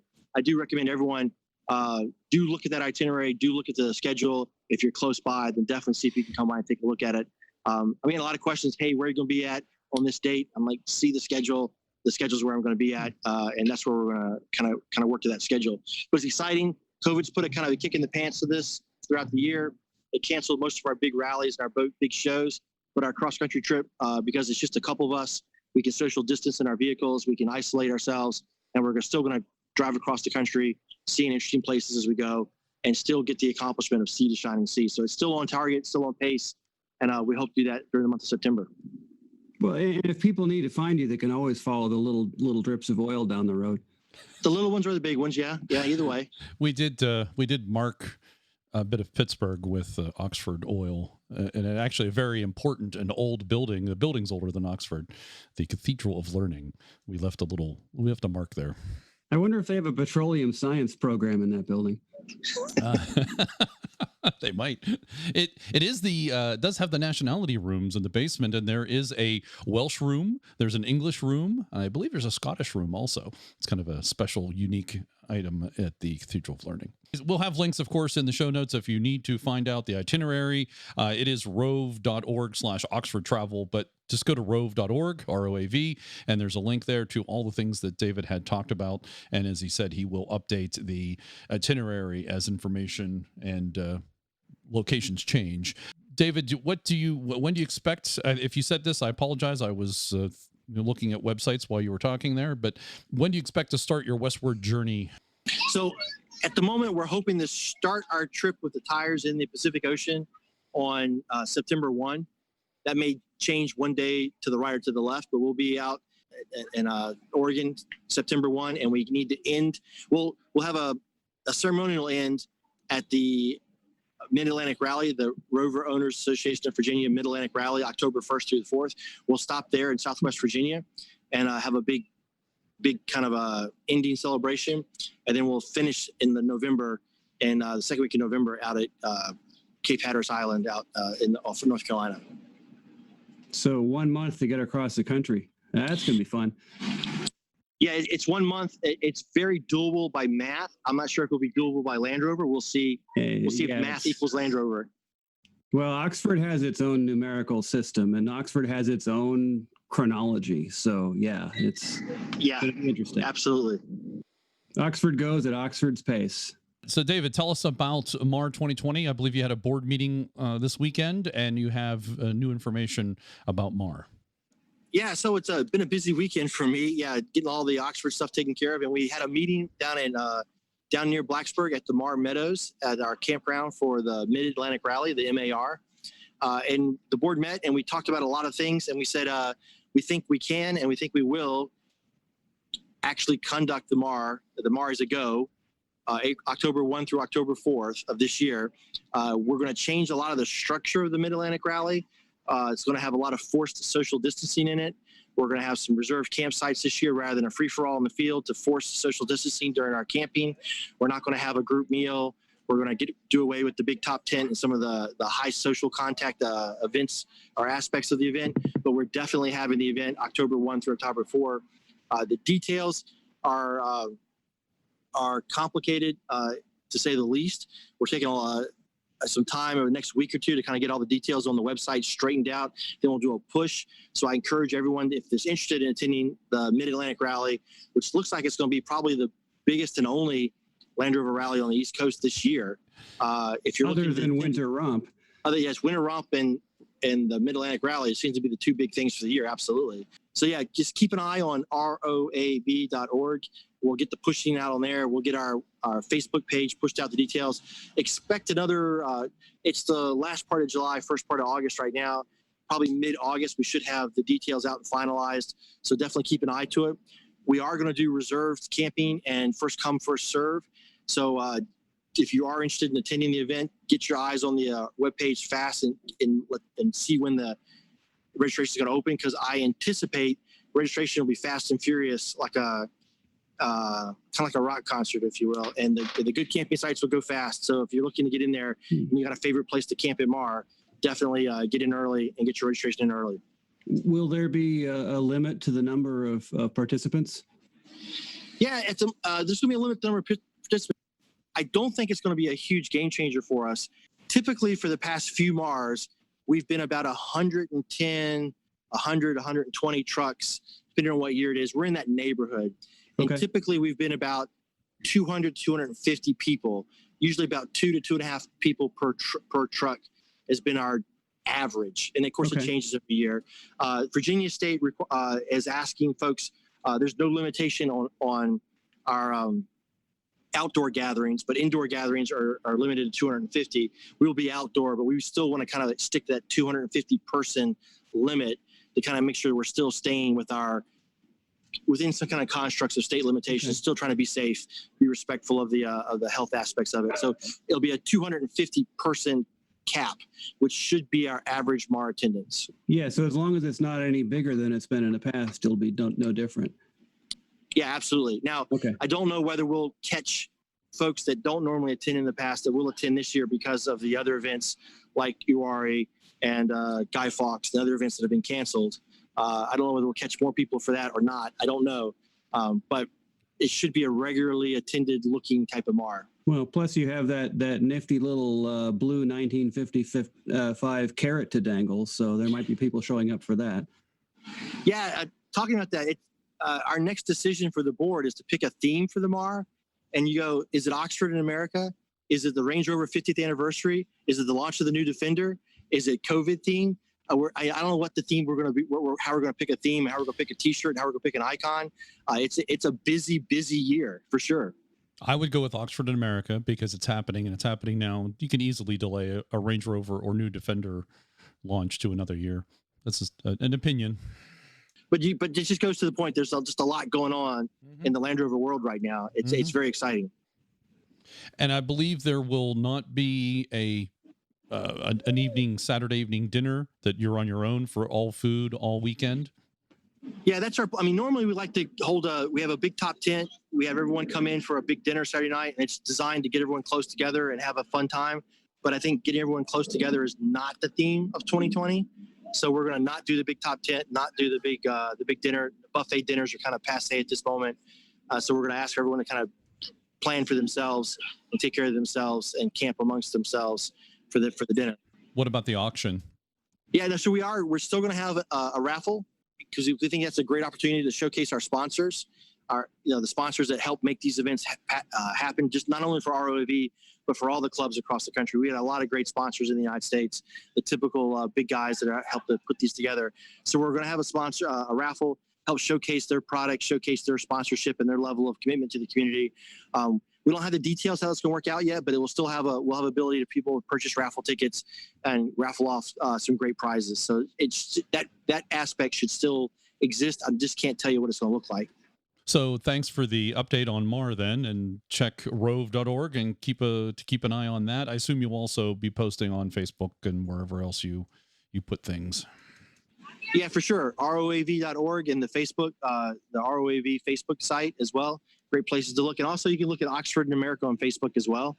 Another great place to keep up with all the pictures of all the events it's been to and all the events it's going to go to. And how will off-roading work? Is it the same? I don't anticipate any changes in that, right? You'll still be able to go off-road with a group of people. I suspect you'll, if you're out of your vehicle, asked to wear a mask, I assume. Yeah, the 2020 Mid-Atlantic Rally will be a mask event. And saying that is when you cannot social distance, we're going to ask people to put masks on. For the off-road aspects of it, our drivers' meetings, we'll ask everyone to wear masks during the drivers' meetings. They don't last too long, so it's not that big of a deal. The drivers' meetings, and then when you get back into your own car, take your mask off. It's fine. You're in the car with your own people. You can take your mask off and drive your trip and have the off-roading and the long convoys without masks if you like. If we have a breakdown or recovery or some type of obstacle and you want to get out and look, if you can't social distance, we're asking you to put your masks back on. But if you can stand far back and social distance and stay away from the folks, then you can go, without masks as well, because we'll be outside. It's going to be a mask event, but I don't think it's going to be that onerous of a request. If we keep social distancing in mind, be respectful of others' distances, and keep safety in mind, I think we'll be okay. And can we have a rule that people have to take their sunglasses off when they're talking to another person? Oh, I'm sorry. It's a personal request, I guess. I like to see people's eyes when they talk. I don't know about that, but okay. Yeah. We'll make that the Costas rule. That's fine. Thank you. I appreciate that. Protect my eyes. I don't care if you see them or not. On food, you mentioned there's no Saturday night meal. Are you going to have maybe like food vendors there, perhaps, to cover for that? Yeah, for the Saturday night meal, we're not planning any food vendors. It's just there's Giles County is not a food mecca, if you will. Okay. It's a bit rustic. No, so you would have food trucks if there were food trucks to have, but since there's not, I got you. Yeah, and we're still balancing. We do not know, as of this recording of this version of this edition, Centresteer podcast, we do not know what the Virginia Tech football schedule is going to be like this fall. It's still in limbo. Yeah, and the Virginia Tech football schedule, because we're in the shadows of Virginia Tech, what that football schedule does will affect any food truck within 100 miles. Well, I think they pretty much run that county, so yeah. Yeah, so if there's a football game that weekend, then we couldn't buy a food truck with $1 million. If there's no football game, there may be some opportunities available to us. I'm just not sure yet, so I can't tell you. Gotcha. All right. Thank you, David, for giving us an update on Oxford in America and for MAR. Thanks, John. Thanks, Harold. Thanks, Morgan, for having me on this week. And I love coming on talking about Oxford in America. Again, keep in touch with the program at roav.org, or you can look on Facebook at Oxford in America. And I'm sad that Dixon's not on, because I was able to kind of wear Dixon's slippers last weekend when I was up in New Jersey. But that's another story, another day, and we'll have fun with that some other time. Thanks, guys. Thanks for the afternoon. Take care, David. All right, out of here. I'm going to leave the beeping at the beginning and the end in. I think it's perfectly will frame that whole segment. Yeah, the horn honking bookends the whole thing very nicely. Now, a special update for the Centresteer podcast. Oxford in Pittsburgh.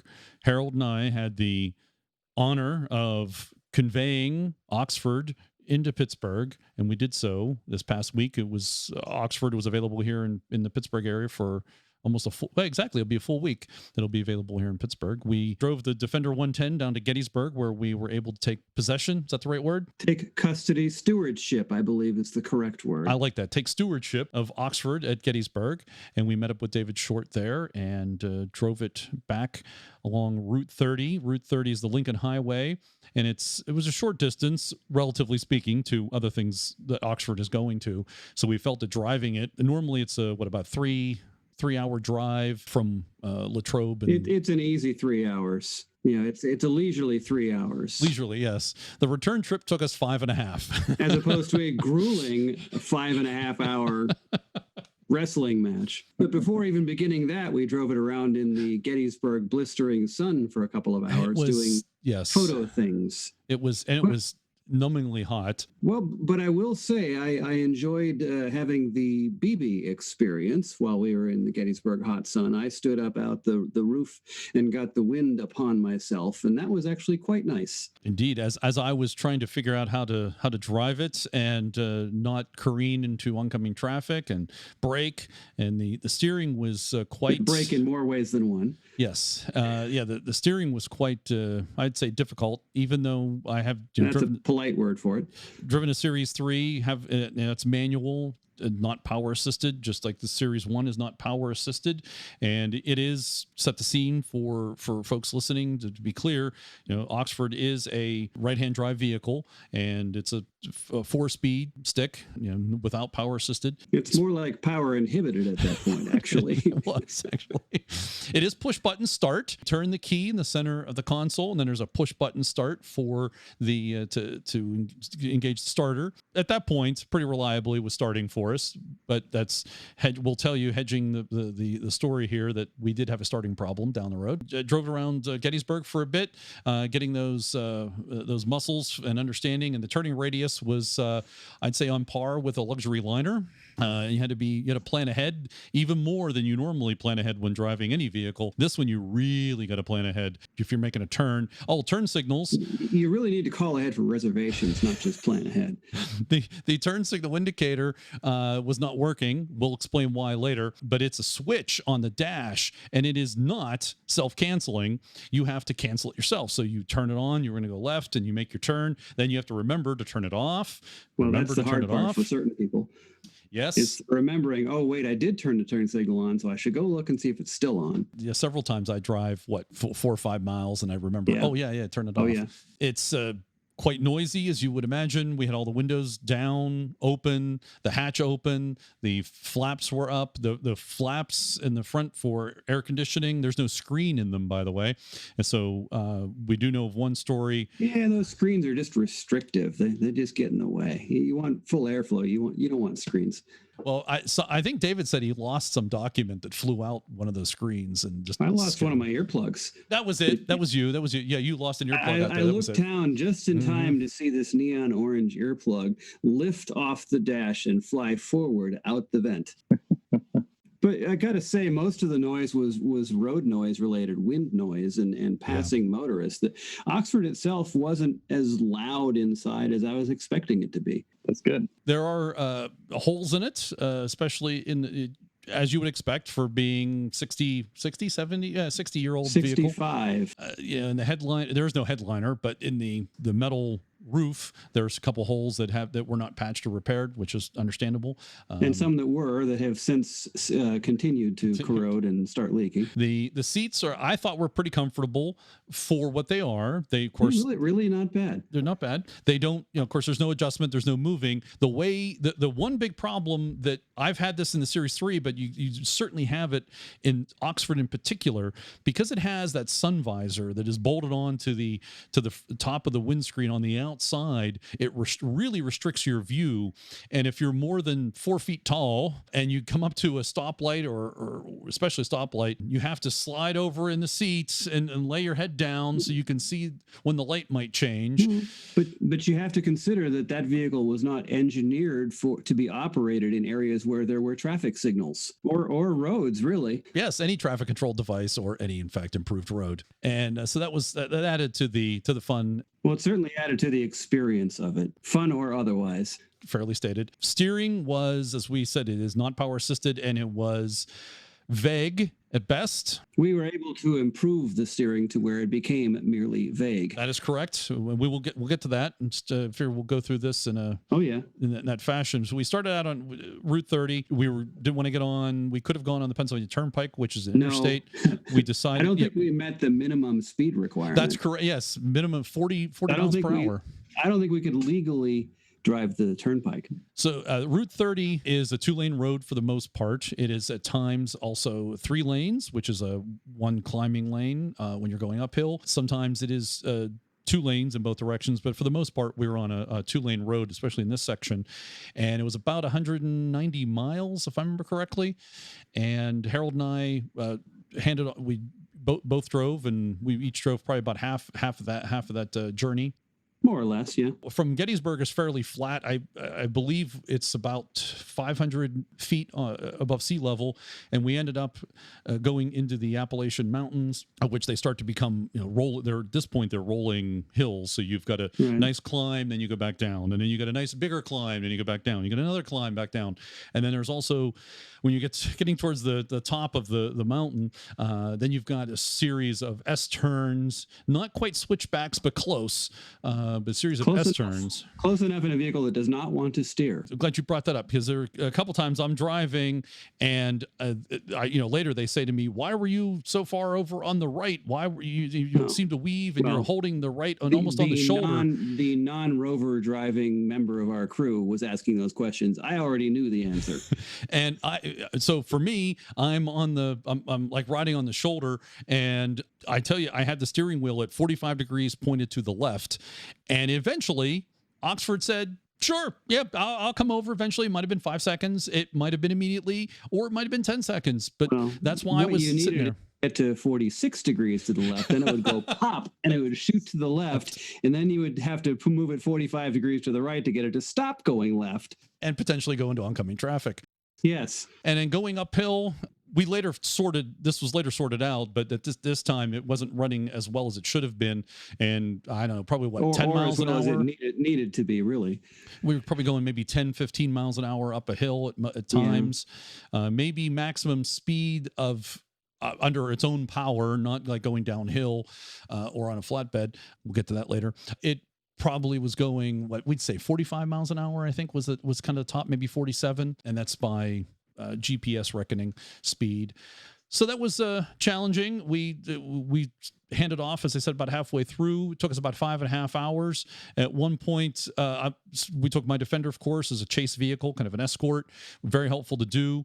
Ran out of gas. It is gas, not diesel. Ran out of gas. We passed the last service center. I passed the last service center. And you were a little preoccupied with driving Oxford and missed the town you were supposed to stop at.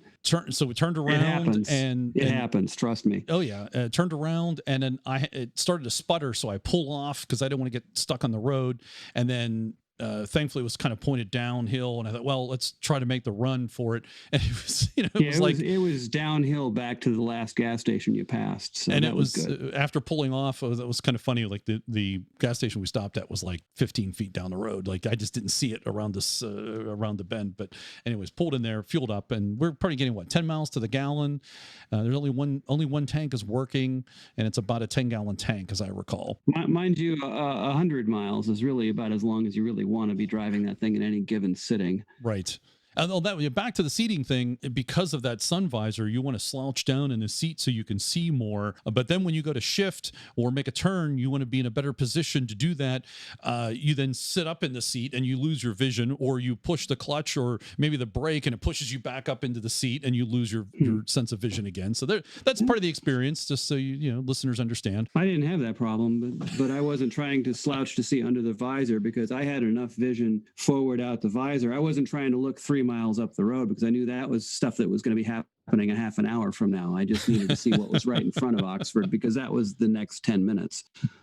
We're traveling on Route 30 as indicated, and the sun was setting. And at this point, Harold's driving the last stretch, and you crest a couple of the mountains, and the sun was in the right position. And our friend Dana was with us. He's a professional photographer. You may have seen the photo out on the website. And his professionalism shows. He took a picture of the setting sun with Oxford as this kind of a silhouette. And that picture was immediately shown to Tim Slesser, thanks to Adam Bennett.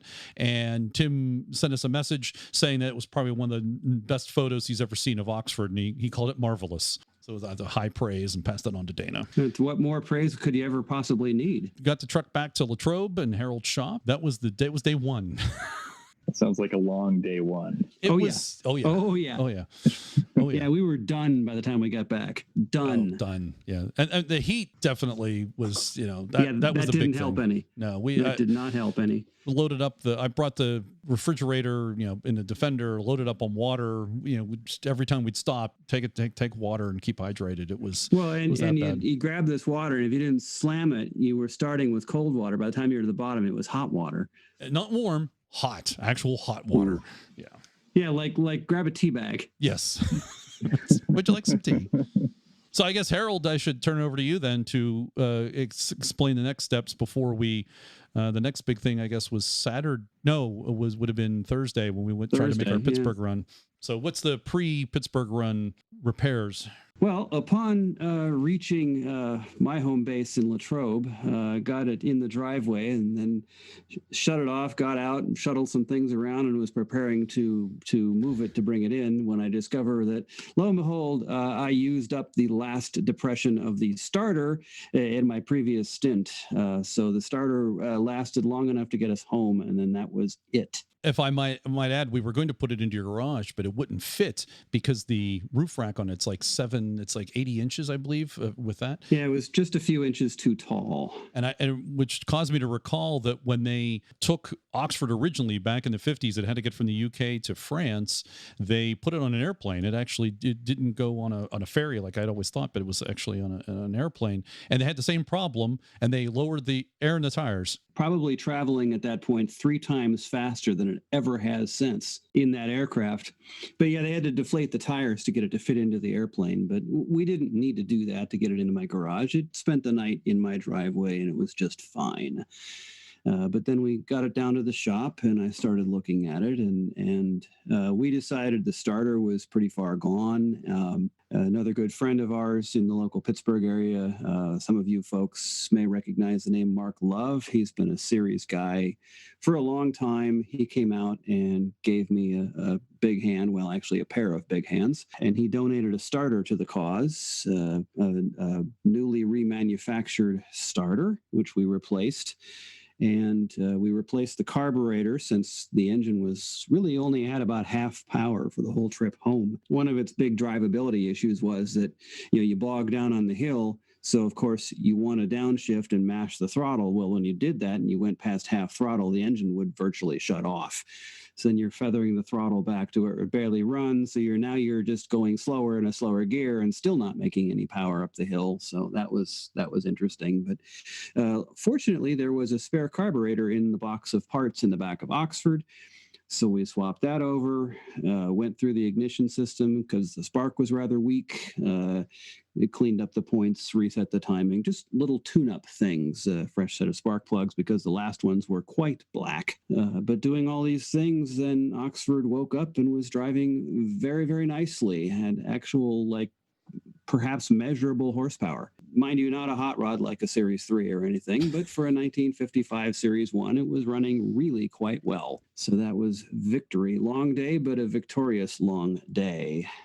So then we decided we wanted to go into Pittsburgh itself proper for some beauty shots, and just you decided that since you were the event coordinator. We took Dana along with us, so we had the opportunity to take. He was available, and he takes, as we had mentioned, really good photography. And I'll have links, by the way, to his photos in the show notes. If you haven't seen those yet, please do go out and check out his photography.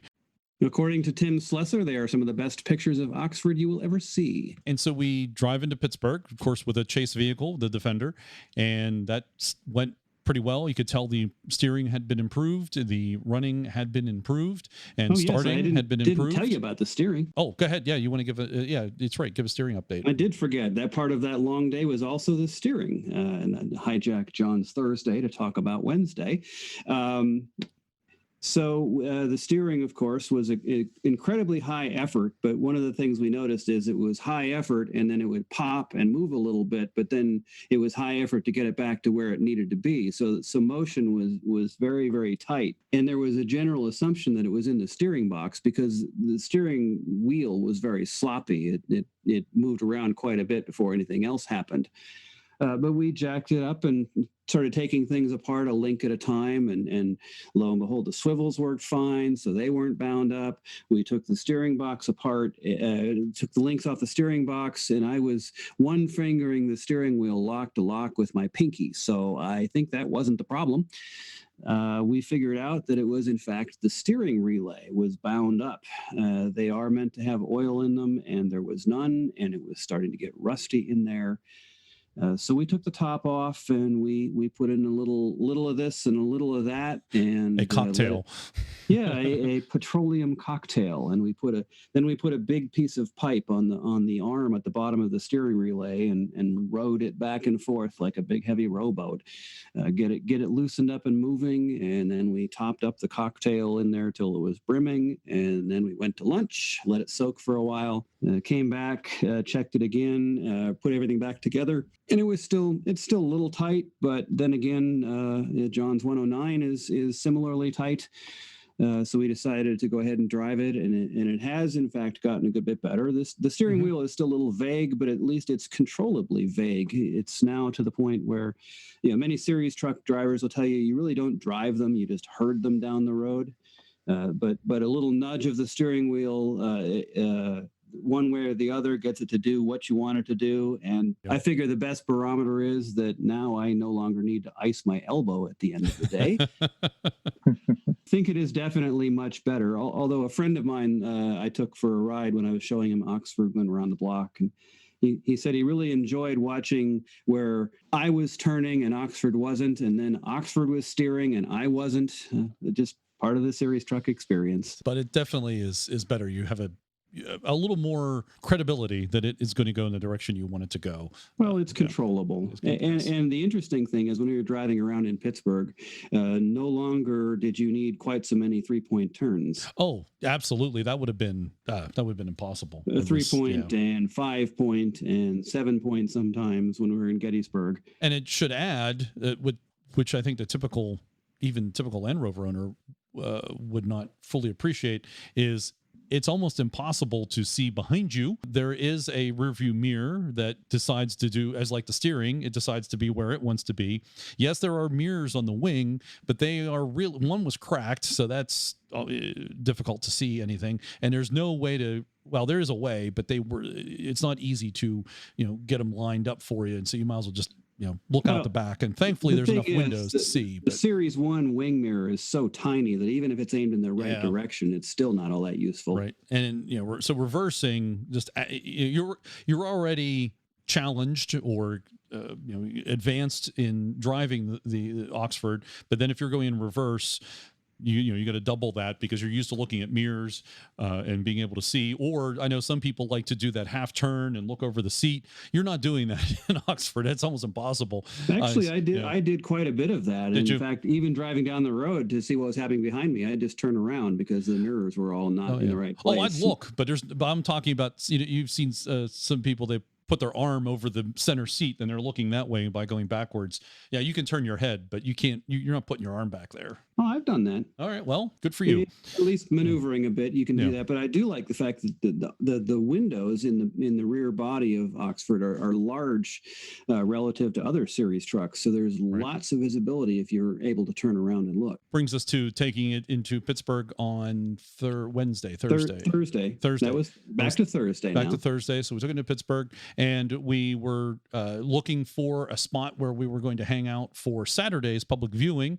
We stopped, kind of reconnoitering the situation, figuring out where we wanted to go next, and it wouldn't start. So we bump started it. Had to go backwards, and the backwards got close to a power pole. So we decided to kind of tow it a bit to the crest of the little hill we were on, and then it got bump started, and it was fine. And we drove it and continued on, and we hooked up the GoPro to the front of Oxford, and there's a stretch of the Pittsburgh Vintage Grand Prix that is in the golf course run where Shenley Park, and there's a part of the golf course not the golf course itself, but the roads around it that they use for the race and the vintage races that take place, and took it and drove it through that little part of the course and got that on video. It was kind of fun. And if you are a friend of mine on Facebook, my personal account, Dana took a really fantastic photo of Oxford on that kind of an S curve, and I made that my Facebook picture. It was really, I like that photo. It's really good. And nowhere near the speeds that the race cars would, of course, be traversing this, but. No, but it was nice to be on that. But it felt like it, I'm sure. It felt like you were racing. And you get Oxford wound up to its terminal velocity of 47 miles per hour, and it feels like you're doing 90. It's glorious. The good and bad about the pandemic, the bad, we could not have Oxford at the Vintage Grand Prix. The Vintage Grand Prix was not happening, and we couldn't share it with all the thousands of people that come through for the Vintage Grand Prix. And it was that weekend. It was this past weekend is when it should have been. And we'll get to Saturday in a minute, but Saturday would have been British Car Day. But the good of the pandemic is because there was no Vintage Grand Prix, we could take Oxford on the race course. And so there was a good and bad for it. So that was kind of cool in that regard that we were able to actually go in that section of the race course. Oxford goes to the racetrack. So we figured out that's where we were going to hang out for the public display because we thought it was appropriate. We would have been 250 feet away from where we normally set up for British Car Day. So we figured that out. So now we were going to go into Pittsburgh and take some photos from iconic places in Pittsburgh on the north side, the Mount Washington, and go through the Fort Pitt Tunnel. And we get to a section of Pittsburgh called Oakland, up a slight incline, turning onto Forbes Avenue. The reason I mentioned Forbes Avenue is because that is named after the British general in the French and Indian War, John Forbes. He was he was in charge of the expedition that caused the French to leave Fort Duquesne, which then became Fort Pitt, which became Pittsburgh from that name. And we're light turns green, and I put it into gear and give it some fuel, and it stalls out on me, and then it won't start again. They're behind me, so we do the scramble. This is the one place all day there was a lot of traffic going on, so people were having to go. Thankfully, there's two lanes that could go around us, but we back it into a dead lane. No, sorry, we did back it into a dead lane. Let's traffic pass when there's an opportunity. Then Dana and Harold, thankfully, gentlemen, we pushed it around the bend to the left onto Forbes Avenue, drifted slightly downhill, still pushing. Right in front of the Cathedral of Learning, there's a parking. It's not a parking area, but it's an area where you can park. It's a sidewalk, but it's a large sidewalk, and we're able to push it right onto that. It went uphill just a little bit, and it parked there. It parked, and we decided to make the call AAA, have it flatbedded back to Harold's because you called AAA while Dana and I were trying desperately to not have heart attacks. That was a very long push. It was, yes, it was. In absolutely very hot weather by two guys with high blood pressure and coronary issues. And it was hot, it was humid, yes, all those things. And so thank you for that. There was that was when probably half the water was consumed. So we called AAA. It was flatbedded back to Latrobe. I think we need to talk about the flatbedding because that was actually turned out really, really well too. We're on a 4-lane road, but one of the lanes, the closer lane to us, is a bus lane only, and it's in the opposite direction.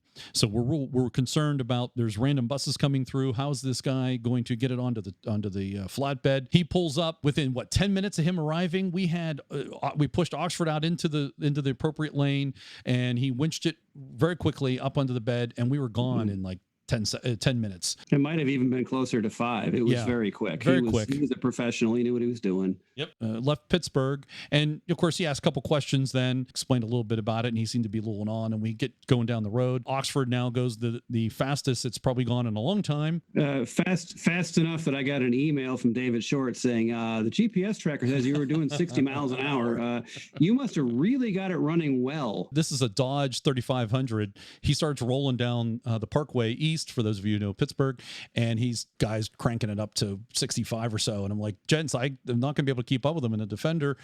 And then he starts slowing down, and he kind of realized and knew that we weren't going to keep up with him. He later told us he noticed that, and so he slowed down so we could keep up with him. And then halfway through the journey, it starts to pour. I mean, just one of those not thunderstorms, but downpours that happen. He pulls over, and we're like, uh-oh, what's he need, fuel? Because it was into a gas station. He's like, no, I thought you guys might want to close the windows. Up there, we closed the windows, the hatch, everything. That was nice of him. So it didn't get wet any more wet inside than it should.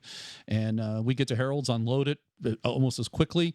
And then we talked to him and explained what Oxford was and what it was all about. And he understood. Well, I should add that at the point we pulled over to close the windows, as I'm doing that, he's telling me that he thought the truck seemed really cool. So he'd been doing research on the internet while driving the flatbed through town. And he'd been reading up on it, and he'd called his boss and said, we got something really cool on the truck today. And so he'd studied up on it by the time he'd finished his job, and was driving whilst researching the internet. I'm glad he was driving slower then. That helped I'm sure he wasn't going as fast as he should have. Just hope he's a trained professional at that sort of thing. Told us that and said they was very honored to be able to tow Oxford, or flatbed Oxford, and understood what it was about. So that was pretty cool. He was a nice guy.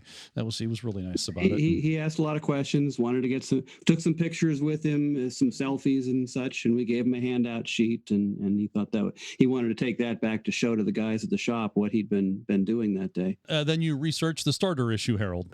Yeah, and the starter issue wasn't really a starter issue. The starter was working fine, but we had a bit of a voltage distribution issue. The starter, I think some of the connections were a little dirty, so it wasn't getting full voltage, full amperage, etc.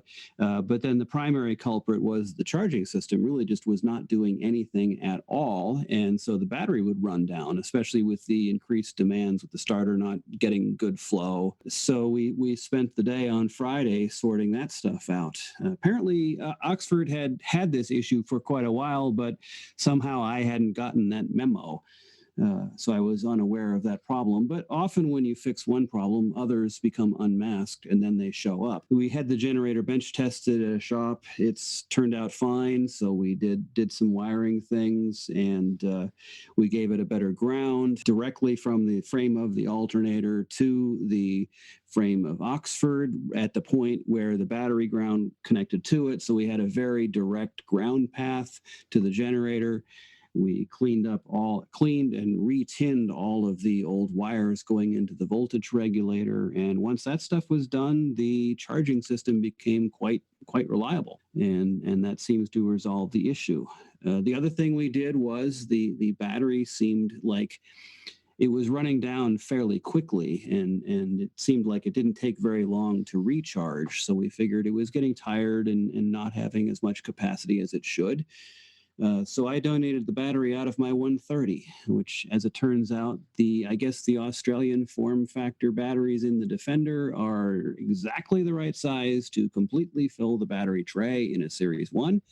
So it dropped in and looks like it is meant to be there. So that's now in Oxford and performing well. So where does the battery reside in a Series 1? Under the bonnet on the right-hand side, right behind the radiator and right forward of the oil bath air cleaner. It has a generator, which I think many are not familiar with how that operates different than an alternator. Is there a short explanation of the differences? Sure. Basically the alternator produces alternating current, AC, which then has to be rectified and turned into DC, which is what the truck uses and stores in the battery. Whereas the generator produces direct current, DC voltage and just needs to be regulated and does not need to be converted from AC to DC. However, the generator doesn't make as much power as an alternator can, especially not at low RPM, which is why whenever you're idling, that red light comes on because it's not spinning fast enough to do anything. And then also the low battery voltage also contributed to the headlights not working well and the turn signals not working well. Well, sure. When the batteries run down and there's not much voltage left, the headlights are going to be but a faint orange glow. Which they were, yes. Yes. And then so we got a good battery with good voltage and a good generator keeping it that way. Suddenly all the little things, the headlights were better, and little things that hadn't been working started working, like the turn signals, which flash slowly, but at least they still work. And this thing has a functioning horn now, which is new. Beep, beep. Yes, it sounds a bit like the Roadrunner. We got a lot of high fives and people just screaming out of their trucks. I actually had one guy just like, yeah, that's really cool. That's so cool. And get the beep out of him. Yeah, there was a guy down, I think in the Strip, or was it on the south side? He was hanging out the side of his van. That's cool. That's cool. And he looked like he was drunk. Exactly. It was like something. It's like a something you'd see in a movie, you know, where you see those people. In either one of those neighborhoods, that's a good bet. But anyway, the starting issue was corrected. Thank you. And it takes us to Saturday, where we another very long day. Where we had a public display of Oxford. We sat for 2 hours, almost a good solid 2 hours, at, as we previously indicated, the site of the Vintage Grand Prix. And at the big hairpin turn, actually, at the top of the hairpin. Thought it would be, at least I did, thought it'd be cool to have Oxford and my Defender back to back, like you see in the iconic photos of Oxford and Cambridge back to back. And, you know, they're kind of like a campsite. And we did that, deployed the outrageously large awning, and folks came by and passersby stopped, and people we knew that were in the local Land Rover community came out. And some Land Rover people we didn't know or didn't know well came out. Right. Yes. Some new people, actually, you're right, hadn't met before. And some people that I knew actually quite well individually that hadn't met each other yet, but yet they had the same name and the same truck, and they live in the same town.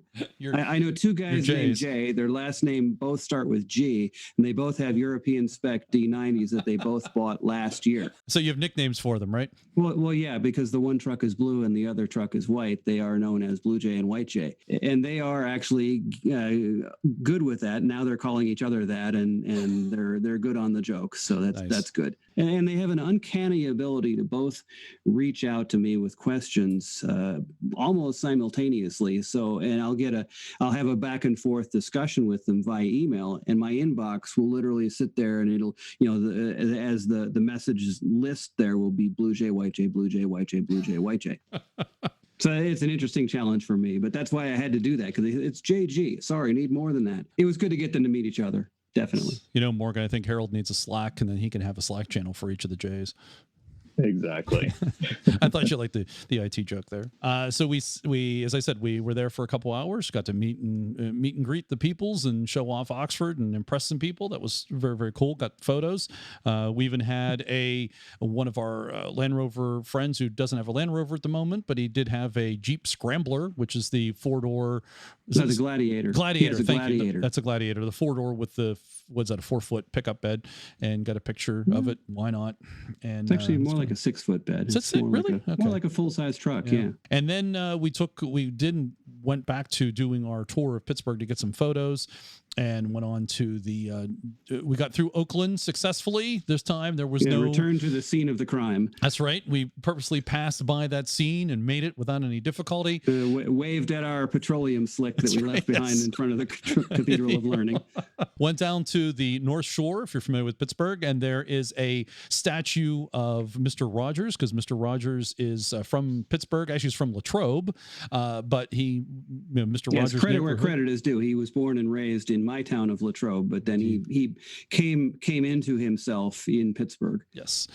He's of Mr. Rogers neighborhood fame, and that was produced at WQED out of Pittsburgh, which is, I think, the first public TV station in the country. And the first professional job as an intern by a young Michael Keaton. Oh, yes, that's right. Michael Keaton was part of that. He was program, the guy behind Picture Picture receiving the films as Mr. Rogers stuck them through the slot. Oh, I did not know he had to grab them and then load them in the thing and play them. So got a picture with the Mr. Rogers statue in downtown Pittsburgh. Rolled then to then we did. I wanted to do this iconic picture video of Pittsburgh. Pittsburgh has a tunnel coming from the west called the Fort Pitt Tunnel, and it's an interstate that's 376. It comes from the airport. You come into Pittsburgh and you go through Mount Washington. Mount Washington is the hill that overlooks downtown Pittsburgh, and it's said that Pittsburgh is the only town with an entrance because you come through the tunnel and then there's Pittsburgh, downtown Pittsburgh. Oh, and it's spectacular at night because you emerge and then the skyline is all lit up.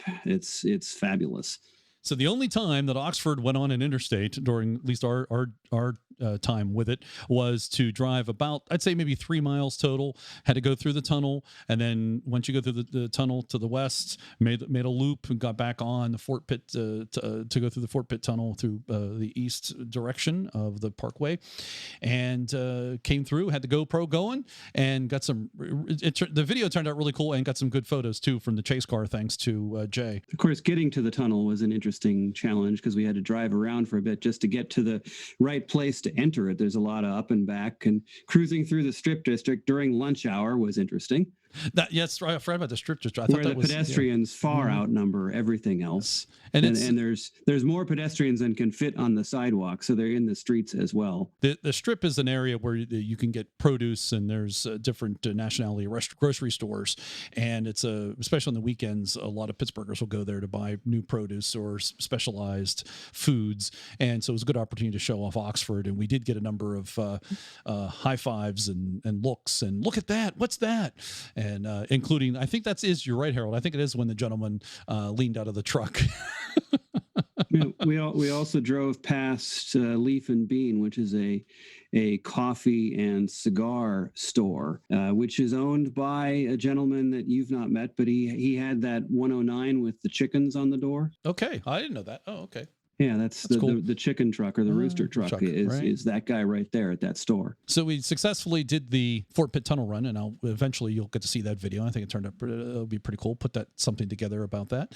And then we rolled up to Mount Washington itself, up McCardle Roadway, and there's an overview called Grandview Avenue that overlooks downtown Pittsburgh. If you've probably seen any picture of Pittsburgh, you've most likely it comes from Mount Washington. Or any film that's been filmed there where they let Pittsburgh be Pittsburgh. There's always an establishing shot from Mount Washington looking down at the city. Back to Fort Pitt Tunnel, there's a movie came out about 10 years ago. Is it The Unbearable Likeness of Being? It's about like teenage angst kind of film. The actress stood up in the back of a pickup truck and at night comes through the Fort Pitt Tunnel into Pittsburgh, and that's part of the film. Of course, they don't like people doing that. It's frowned upon. And we take some more photos of the town and Oxford over Pittsburgh, and then we went through the south side of Pittsburgh, where there's a lot of people down there too, and got high fives. And then we drove down the Monongahela River, or what we call the Mon Valley, and passed a number of places there used to be. Steel mills. None of them Pizza Huts, actually. It didn't used to be a Pizza Hut, but there's a lot of other things that used to be something. That's right. It used to be something. There used to be a mill here. There used to be a mill there. There used to be a steel mill there. And went down, the Mon Valley, which is generally the area where I grew up in the area and familiar with those areas. And then we ended up down in Mount Pleasant, Pennsylvania, at a brewery called Helltown, and hung out there for about an hour, had some drinks, and that's when Dana was able to join us again. He couldn't join us earlier part of the day, but he could join us now, and he got some drone footage for us. That was Saturday. Well, yeah, and then you took me home so I could recover from all that, and then you zipped home and took Oxford to get ice cream. I did. That's right. Well, which we knew you were going to do. It had to happen. It had to happen. It was part of the plan all along. Well, yeah. Whether you divulged that plan or not, we knew it was going to happen. I wasn't sure when exactly. The timing happened right. Oh, I figured Saturday. It was going to happen at your earliest possible opportunity, which required you probably to race home from dropping me off just to make it. We took the Jetta to take Harold back home, so we got home, dropped off Oxford, dropped off the Defender, and I said, "We're taking a Jetta." Just so much driving. And now we know why you took the Jetta, so you'd be able to get home soon enough. And raced there and back, and came back and hopped in Oxford and went up, got the ice cream. I got black walnut ice cream. And the reason that I got that one was because in parentheses it said English walnuts. And I thought that was the closest thing we could get to an appropriate thing for Oxford. There was no blue ice cream. They didn't usually have like a blueberry or something. They didn't have any on the menu. And nothing with 90 weight sprinkles or anything. No 90 weight sprinkles. No. Can I have some 90 weight sprinkles, please? There's a show title for you. Looking out today, Sunday, looking out the studio window. And there it is, Oxford sitting right outside the studio. Has Oxford done anything today? No, Oxford. No, I had to prepare for the show, and I recovered. So Oxford is allowed a day off. Yes, and Oxford's working hard and not allowed to retire yet. So at least one day a week off is a good thing. It is. I think the ice cream shop closes in an hour, so there's a chance. There's a chance it might go back out. Well, ice cream isn't too much work. It's only a mile away, which is part of my problem. It's still work for Oxford. Trust me. True. So the one thing that I haven't done with Oxford that I've wanted to do, which is what Harold got to do, and that is stand through the hatch while it's in motion. So it may be on tap for. I don't know if I can get anybody to help me with that tomorrow. Can you fit while it's moving? I don't know.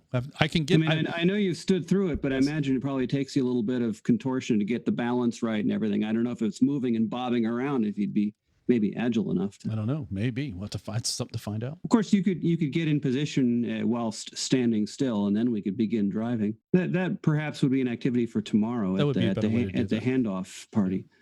Oh, handoff party can do that. Yes. So tomorrow is Monday, and that's when we will record talking to the Minnesota Land Rover Club. They are coming to this area to pick up Oxford and take it on the next leg of its journey. Use the opportunity to talk to the Minnesota Club and find out what activities go on there. You'll hear that in just a few minutes after we're done with the Oxford and Pittsburgh segment, and so that's Oxford and Pittsburgh. And you might hear me break into a little bit of Minnesotan, since that's my native stomping ground. But I think that pretty much covers the Oxford experience for the week, I do believe. I guess we should talk about some impressions too. I think that we didn't cover that. It was more some of the facts of the matter. It was a very long week. As with most things, not just Oxford, but with many things, you put into them what you know about them. And I think it's the same thing certainly with Oxford in particular. It's just a Series 1. It's 1955. What's the big deal? It's a piece of metal like anything else, any other vehicle. And it's what you put into it though. And for me, knowing what happened, what it did, where it came from, the history, behind it all, it struck me, one of the things that struck me, especially when driving it initially that first day on Monday, coming back from Gettysburg, was how in the heck did 3 young people sleep and live and drive and live in this small space, and it is a relatively small space, for 6 months, in this 9 months? To sum it up, my answer to that is men were men back then. We have all gotten soft by our cushy seats and our power this and power that and self-canceling turn signals and all those sorts of things. And paved roads. Yes, and traffic signals. And bridges. Yeah, that's right. Yes, bridges. Who needs them? What did the Romans ever give to us? Yeah, you encounter water, you just drive through it. Come on, you pansies. Aside from that, knowing where the truck came from and how 6 young people lived in this thing, literally lived in it for that period of time, and the noise and the space. That is overlanding. You're traveling and living in your vehicle. Very interesting to think about how that happened. Came to my mind, and reading First Overland. I listened to the audiobook and putting that stuff together. Just it makes you think and wonder, and you have time too, I should add, because you're not doing anything else but driving, and your mind isn't listening to a radio or a podcast or anything. That driving is some work and does take some concentration, especially when you are at that moment where Oxford is doing the steering and you are not. But it does let your mind wander and think about those things at the same time, and considering what they did and how long and how that went down. Well, and Oxford really is a maximal sensory experience because every sense is involved and to a large amount, and including smell and taste. Yes, it's everything. Yes, smell, taste. But even without the historical significance, a lot of people still find it cool. A lot of people don't know what it is, just think it looks cool. But beyond that, even without the historical significance, Oxford itself is really cool from a time capsule standpoint, because it is so substantially original. It's 65 years old and still going. I mean, that's really cool. And my other big takeaway, which goes on to your point, Harold, about it being original, and it is 65 years old, is it gives you such a great appreciation for self-canceling turn signals, for comfort, for being able to stop, being able to start, being able to power steering. And anything, whatever it is, and no matter what it is that's going on in the vehicle now, modern vehicles or even maybe 30-year-old vehicles, it definitely gives you a greater appreciation for where automotive technology has come from. It's that great appreciation. Well, yeah, definitely. But the other thing it's done for me is that I am now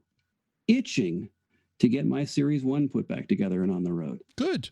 That's good. Now that I have absolutely no time because I have a year and a half worth of work piled up on me, I desperately want to get my Series 1 together, but I can't. So that's going to drive me nuts for a while now that I've had a taste of Oxford. Hopefully, listeners, you get an opportunity to check out Oxford for yourself, and maybe you'll have some of those impressions that we did. And we'd like to hear about them. If you get a chance to drive it or even sit in it, have some thoughts, happy to hear them from you. Follow it along on David's big return sea to shining sea thing, and then maybe leave us a voicemail of what you thought. That concludes the Oxford and Pittsburgh segment. It was special. Want to thank Harold and thank Mark for doing the work on it. Thanks, Dana, for taking really good photos.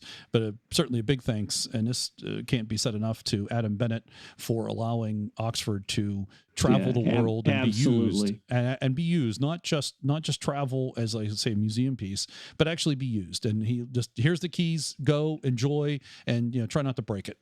Absolutely. That can't be stressed enough. But even more importantly, I cannot thank Adam Bennett enough for being determined to find Oxford and to bring it back so that the rest of this stuff would even be possible.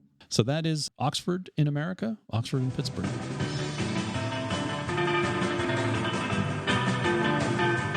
And now joining us on the Centresteer podcast, actually in the studio. This is the first time in a long time I've actually had people in the studio, and sitting across from me, near me, in an appropriately distant way, as you're supposed to be. Joining us is Rick Olsen and Dave Allton of the Minnesota Land Rover Club. Welcome, gents. Thanks for coming in. Thank you. Yeah, live and in person in Centresteer studio. That doesn't happen very often. Well, we had a long way to come to get here. You did. You're here to pick up Oxford and take it on to its next leg of its journey. Yes. Very excited about it. And what are you going to do with Oxford? Well, we've got a couple of events planned. The biggest one is our, we call it the picnic. It's a weekend of camping and off-roading that started off back in the early 80s as just an afternoon picnic when a few people would get together with their Series Land Rovers.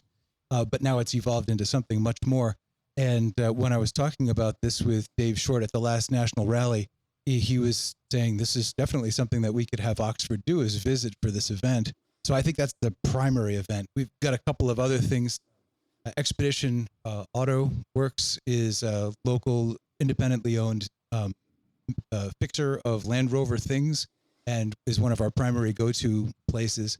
And they're hoping to host Oxford for maybe a half day in the morning sometime, just as a celebrity cameo.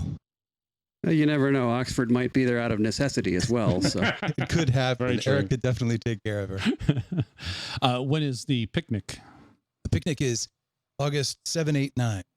So there's a small chance that a listener might be able to hear this in time and maybe make it. Is it open to the public, or? It has routinely been closed, so it's only for the members of the club.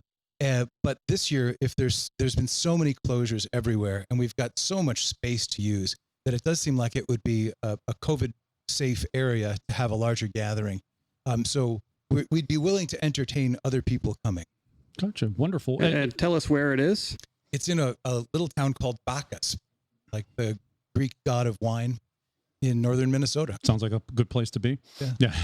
That's up on the 371, isn't it? Yes, it is. Yeah. Not too far from Leech Lake. Your Minnesota native is coming out. Yeah. I spent my summers up there. Yeah. Oh, yeah. Is it a large space? Yeah, it's a horse farm area. So we just take over a field, and then there are a lot of Forest Service roads in the neighborhood. So we can have people taking stock trucks through anything. If you don't want to get it scratched, there's a trail for you. And if you want to try to break something, there's that other trail you can go and try, and we'll pull you out later. And if you get it dirty, there's probably a lake nearby you can drive into. Yeah, lakes everywhere. Yeah. This is the land of lakes, right? Says the guy who grew up in the only county without one. Really? There's a Minnesota county without a lake? Yep. Was that? Well, there were I think 3 fake lakes, but no natural lakes. Okay, so they call it Lakeless County? No, but yeah. What else happens at the event? Is it how many trucks do you get? How many people attend? Well, it varies year to year. The lowest we've ever had is 10, but some years we'll get up to 30 vehicles. And the good thing is it's a family event. It's designed to be so the whole family can be engaged. So we have people who turn up with normal stock vehicles. We have people who turn up with off-road vehicles that have been lifted, roll cages, winches, and then we don't just do Land Rover, and we also have the kids can play games. For instance, my wife will sew in the truck while we're off-roading. So it's quite diverse, and it's really a family event, which we try and encourage from all different ages, and we're obviously safety is a key concern for us. We're very safe. Every vehicle has to be checked before we go out. And, we encourage people to bring their own tools and everything, but some people aren't very good mechanically. So the usual suspects have to help out and fix vehicles. And especially anybody with a trailer like me. I'm very, very often drive my vehicle up on the trailer, but come back with somebody else's vehicle on the trailer. Oh, yeah. Yeah, we've seen that happen. Yeah, so it's a good event. And even when the weather's really bad, we can still manage. We have a grill out. Obviously, this year it'll be very different because we can't share food. So we're working on that and trying to stabilize that as well. Weather can't be too bad. At least it'll be above zero. Yeah, and we get everything from like Series 1 Land Rovers back to 1955. We actually have people that turn up in new Range Rovers as well. Some people have more money than sense. Let's just leave it at that. Oh, yeah. So we get a quite diverse. And people in the group, we've got people like roofers, accountants, bankers, film producers, engineers, doctors. So it's quite a diverse roof, but we all share the same enthusiasm for the Land Rover brand. IT people? Yeah, me. Good. There seems to be a high quotient of IT people. Yeah, well, the new vehicles now, you need an IT degree to work them. So, you have to plug the computer in with diagnostics. Which makes the old Land Rovers kind of escapism for those folks. For me, and being in IT, I deal with computer systems and telecom systems all day. The good thing about a Land Rover is with a screwdriver and a hammer and a roll of duct tape, you can generally fix 99% of the problems on a serious vehicle. British adjustment tools number 1 and 2. Yeah, absolutely. But now, obviously, we're actually seeing quite a few members are actually going to LR3s and LR4s. And we've seen problems with limp modes come in. You're off-roading and suddenly they decide they want to go into limp mode. And there's really not a lot you can do without the diagnostic tool to fix that. But we're interested. We're seeing a lot of members now are getting into the classical scene. So we're seeing like Range Rover Classics. Now, for many years, they were used as off-roaders and then they disappeared because in Minnesota, they just rusted away. Really? Yeah. Same thing here in PA. Yeah. And then the P38s, we had a few of those, but most of those died from electronic issues or suspension issues. Or rust. Not so bad rust. I don't see many rusty ones. They don't last that long normally. And we've also got quite a few members now with Defenders. We've actually got a member now with an Evoque as well. But that's just a stock vehicle. So it's quite a diverse grunt. Do you have normally, would you have a common dinner? Did you have RTV course, those kinds of things? No, normally we have a grill out. We have Minnesotans like to do food together and do little potlucks. So what we do is Expedition Autoworks sponsors the meal, so with the food, and everyone brings potlucks like salads and everything like that. And usually we have way too much food.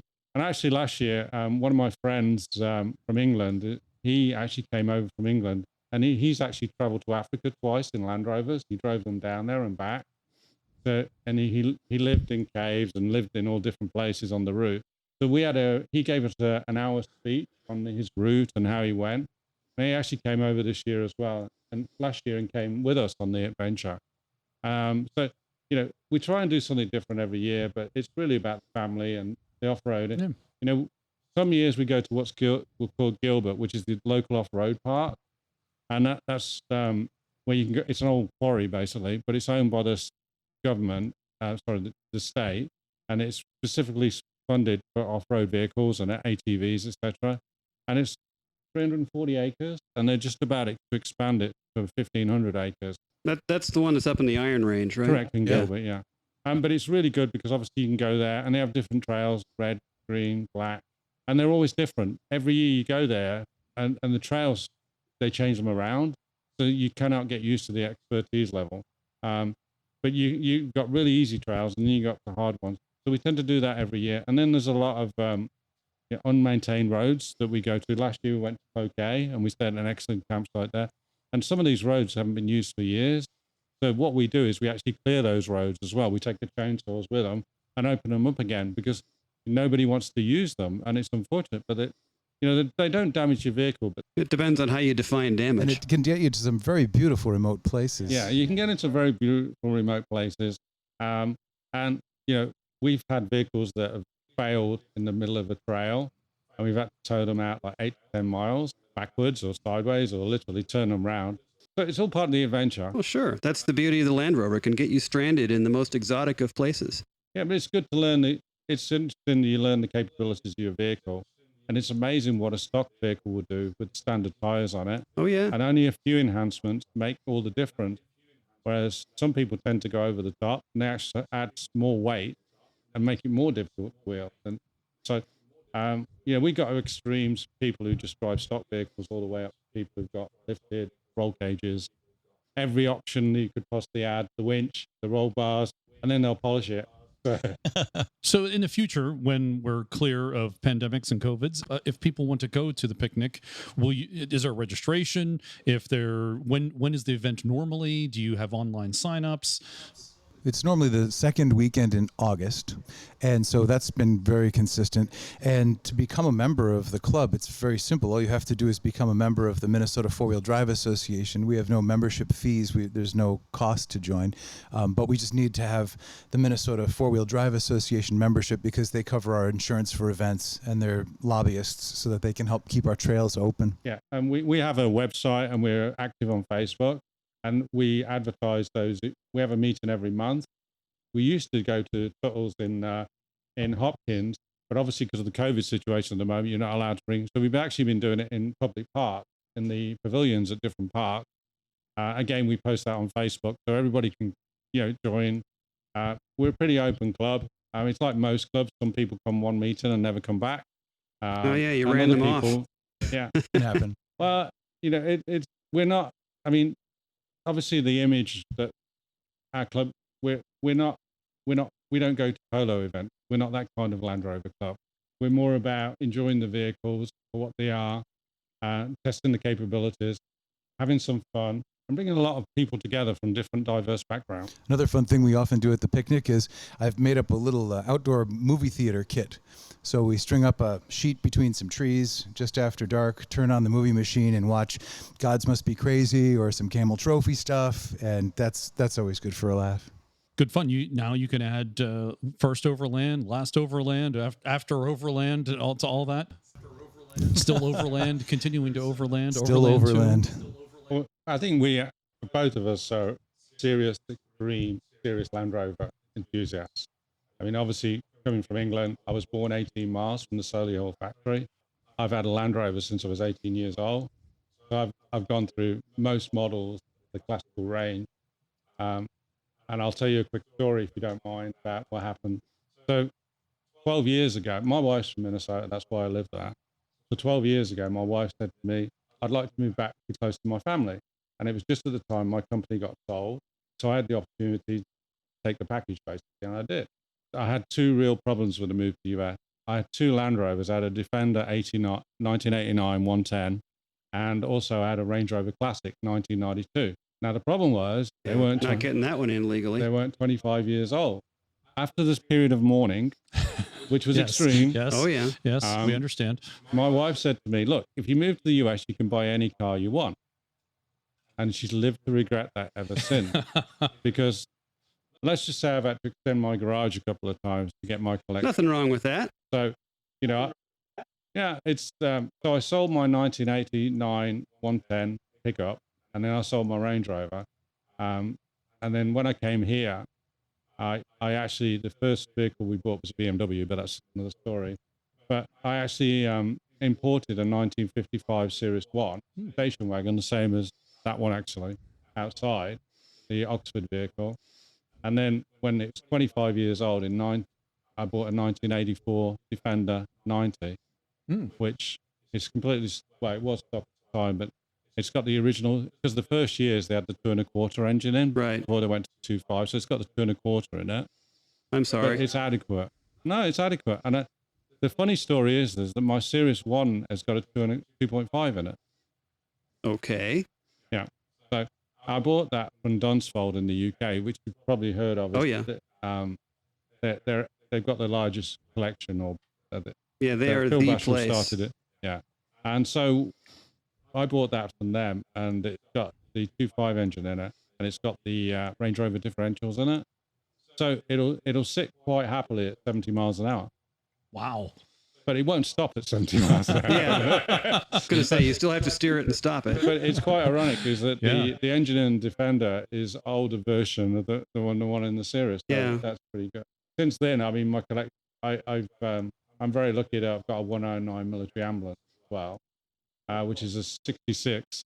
Unlike the US, is you can actually apply and get the complete history on the vehicle. Oh yeah, I've done that with mine. So yeah, and the 109 it's done 38,000 miles, which is nothing. Because the ambulances, mine actually it's left-hand drive, and it spent most of its time during the Cold War. It was in Germany, and it went to Belgium, as many of the left-hand drives did. Sure.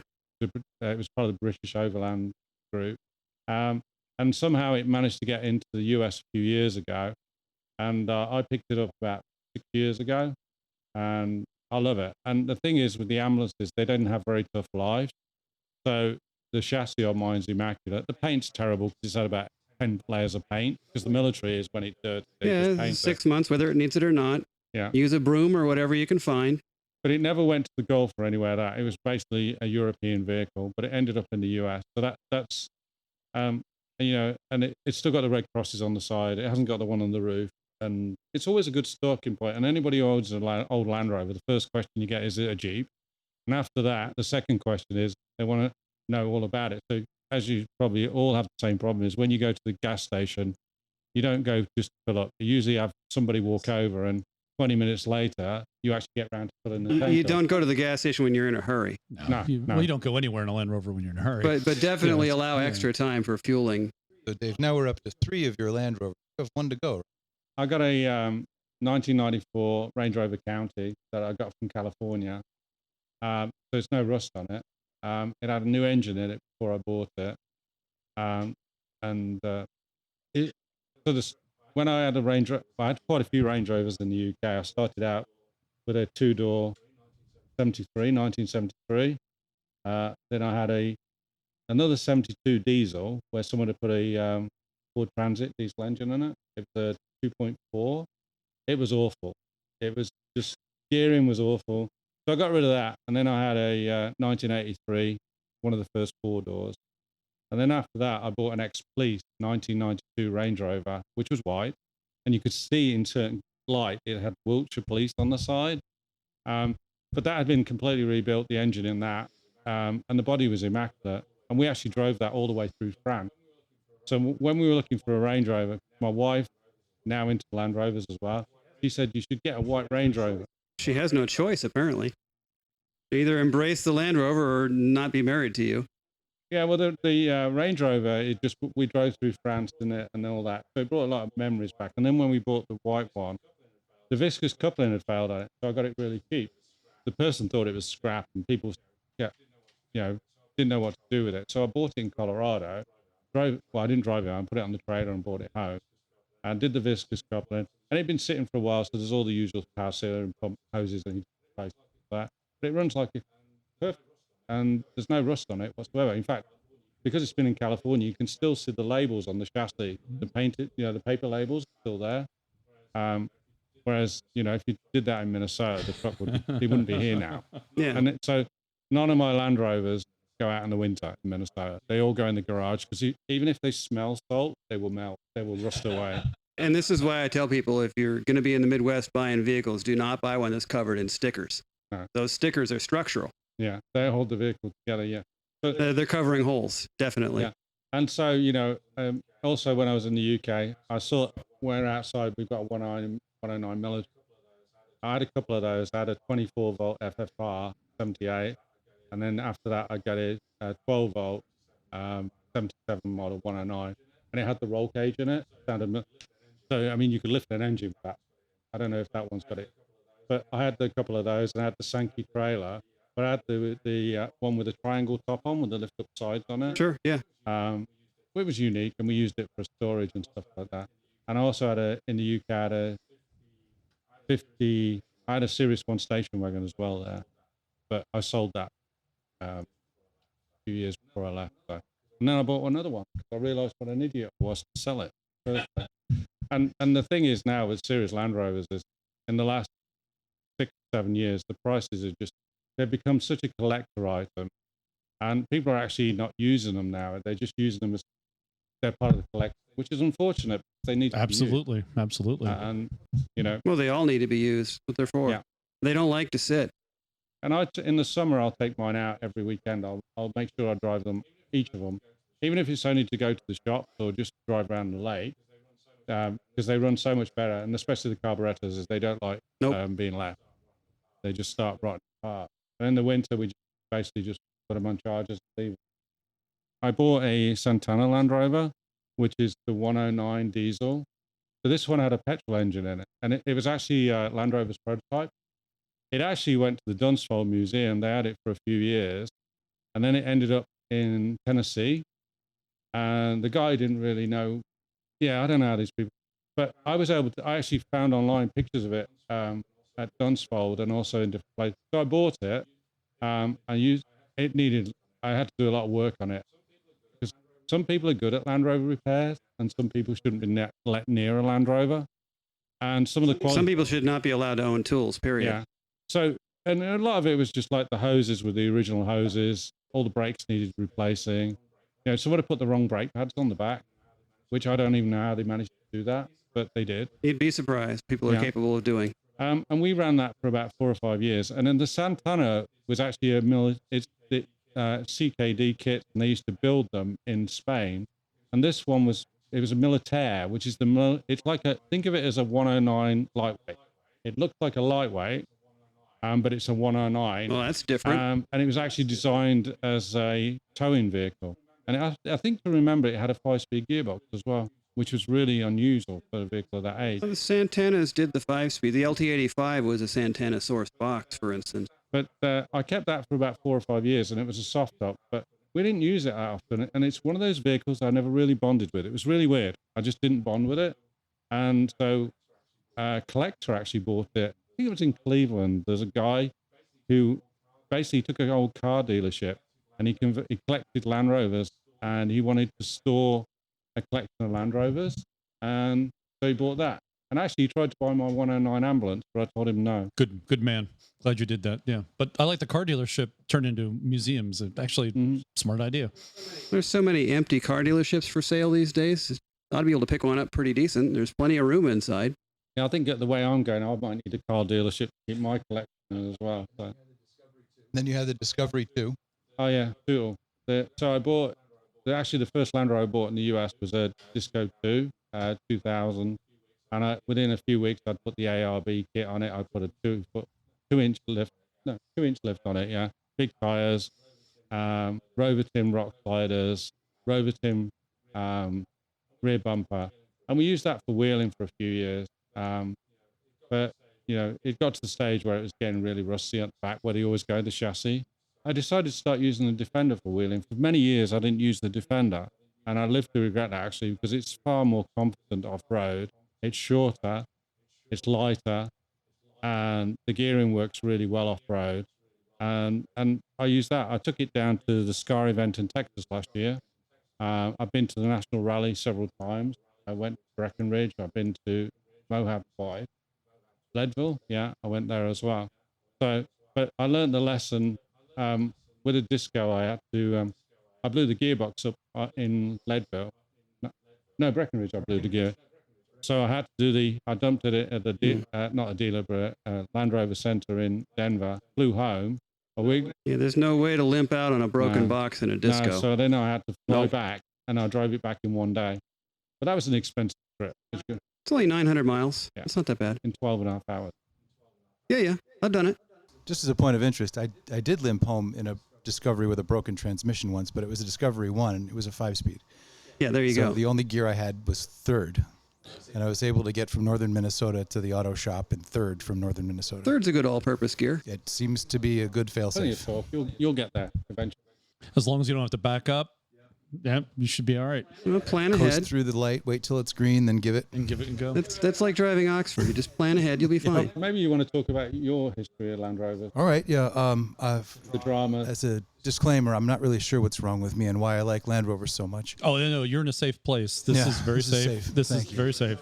Yeah. So, this is a safe zone. It's an anonymous program, I'm 12 Rick. steps. I have a Land Rover. I have Land Rovers. So, I think it started when I was doing a lot of international traveling, and they were just everywhere. And it was in the early 90s when the SUV craze was starting in the States. And I was doing an emergency shift in medical school in Duluth, and I was looking up all this stuff about the new Discovery, which was Discovery 1 at the time. And the ER doc that was my mentor said, "Why don't you get a real Land Rover?" I'm like, what are you talking about? Turns out he has two now. One has a Turner engine. Anyway, so I think that's what got me going. So in 97, I joined the club. They made an exception for me so that I could be a club member without actually owning a Land Rover. And then in 98, 50th year, that's when I got the 1960, sourced in Minneapolis, but came in through Massachusetts. It was titled as a 61, but its build date was the 60. So that's how they did it. And then since then, I've accumulated, and then I did the engine rebuild on it, which is an amazing thing because I really don't know what I'm doing. But if I just follow the Green Bible, it runs anyway. So I was very pleased about that. Very forgiving motor. It's having issues right now, and we can. It's no more complicated than open heart surgery. Much less complicated. So then I ended up with the Discovery 1, Meander Mark 1, and we didn't know it was Mark 1 yet. Everywhere, Mid-Atlantic Rally, into Ontario, all across to the Colorado, Utah. We were everywhere in that thing, and all winter. So it rusted out from below, looked pretty good from above. No, it didn't. I ran it into a lot of stuff, but it was a really great car for us.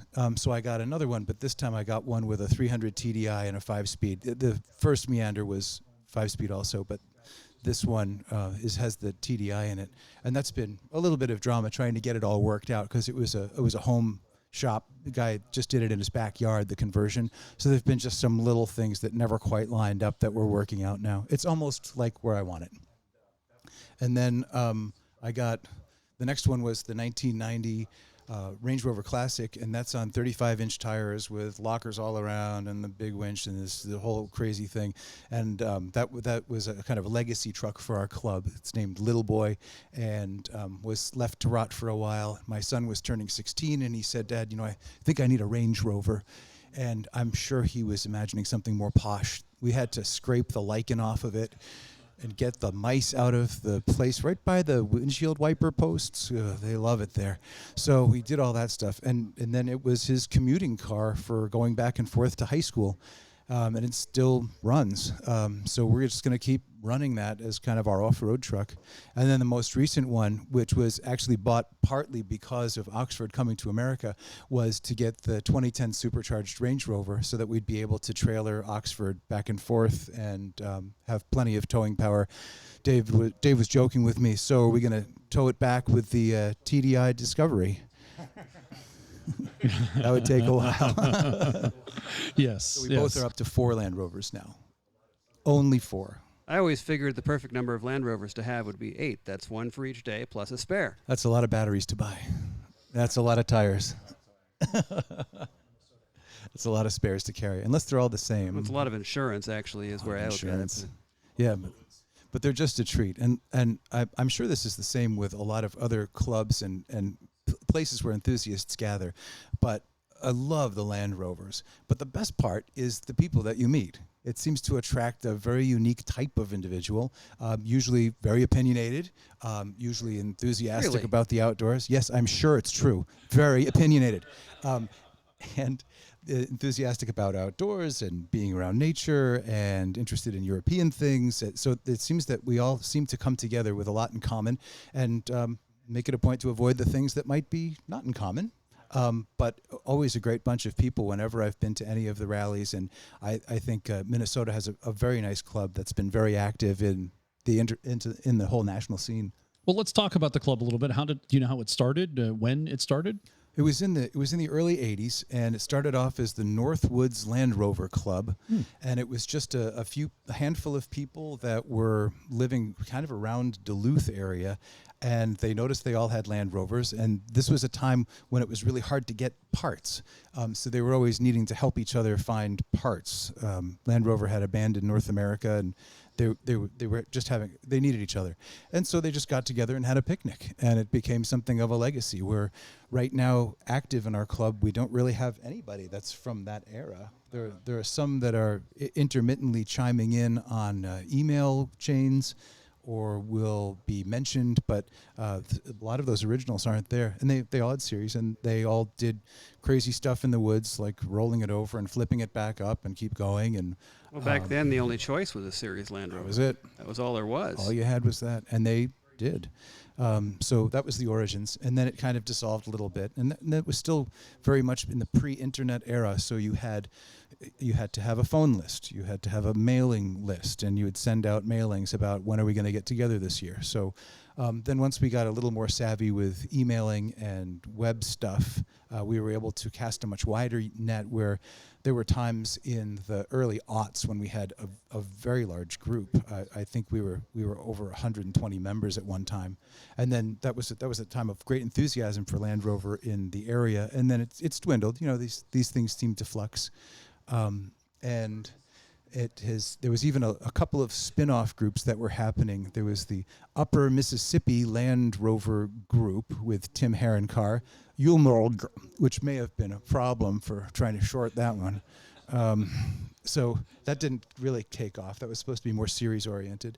And then it seems that within the club, there are little cliques of people, like David and I can giggle about series things that other people don't quite get because they have an LR3 that they wheel. So but we all seem to get along very well.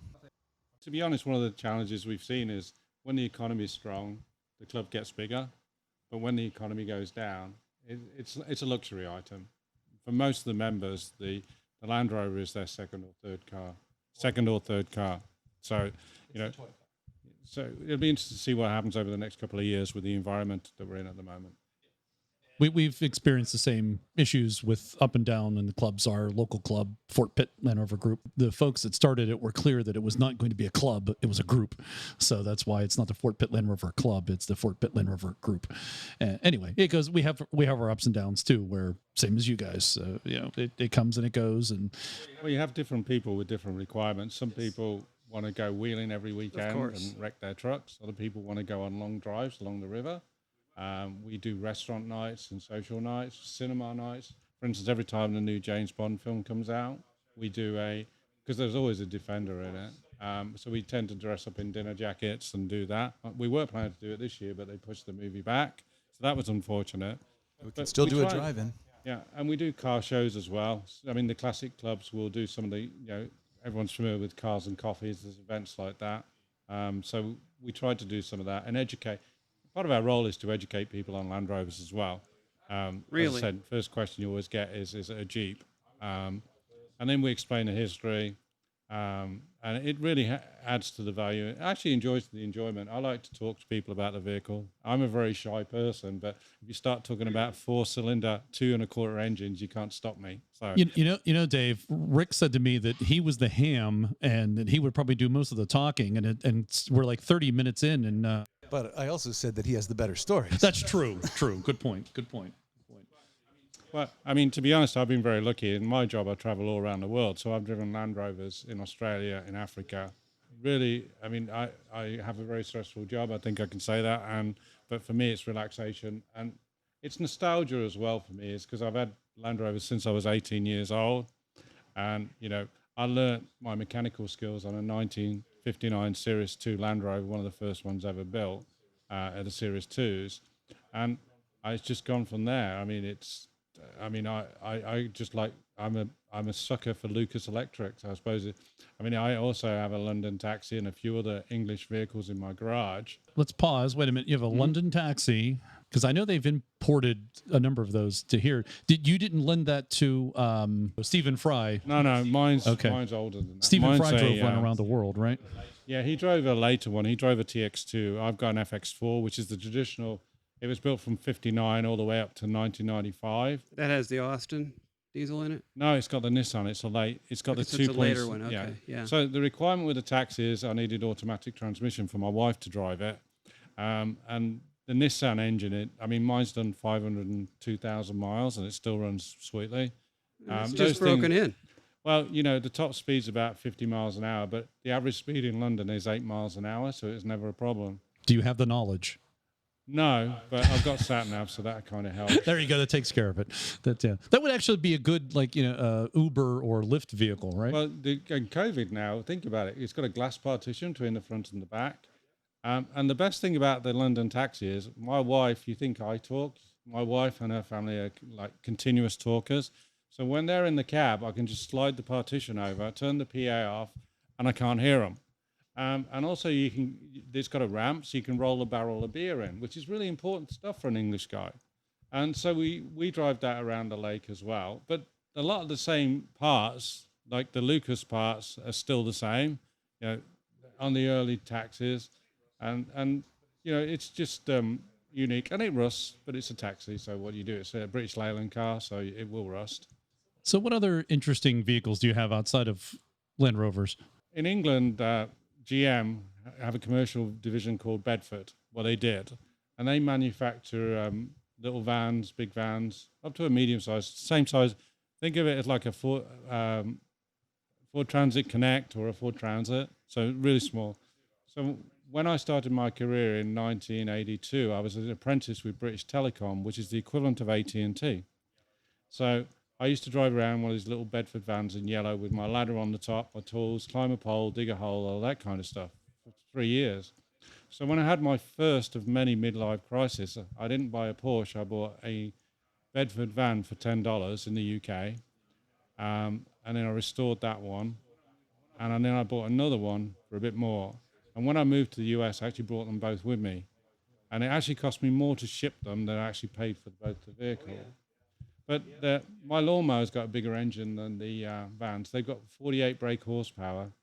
But again, I've got all the original equipment in the back, and it's all nostalgia. And I just love them. I don't drive them that often. So you could make some money on the side hooking people up with cable. Oh, yeah. It's funny when the cable guy comes, because my background is cable TV as well. I know more than they do normally. It's just really frustrating. These days, they don't train these people very well. So all they do is box change. They don't fix the problem. But I've got both of those. I've still got some of my original tools, my original ladders on the top. But the good thing about these is they're really small, so I can get in a normal garage. I've got a normal 2-car garage upstairs and then a 4-car downstairs. But I can actually get 7 cars in my 4-car garage, which is really quite useful. Mm-hmm. Obviously, the ambulance won't go in the garage because, as you know, it's quite tall. It won't go in a standard garage. Just a little bit. Yeah. So it's also a little wide. Yeah. So that's my classical collection, and then I've got a 2000 Ford E450 ambulance, which I've turned into a campulance. Ah. I was looking. I had one of those for a couple of years. Yeah. Well, the thing is, I was looking at RVs because we own a lake lot, and I looked at them, and I don't want to spend $100,000 for a basic RV. No. And then I looked at an ambulance, which is designed to roll over and not crap. The cabinets are solid, and they cost like $200,000 new. And I thought, I could put a bet on that. Well, and not only that, given the number of people that have already died in it, statistically, your chances are pretty good. Well, the good news about my ambulance is it was from a small town called Nadine in the southeast corner of Minnesota. Yep. And it only did 12,000 miles in its service, and it never had the stretcher installed in it. It was used as a triage unit, basically, where they get on site before the main ambulance, right. And then they just administer like put a bandage on us on first aid triage unit. And so it never actually did. And it's only done 12,000 miles in 20 years. So, and it's a 7.3 diesel. If anybody knows about Ford diesels, you'll know that engine will last 200,000 or 300,000 Longer miles. than you will. Yeah.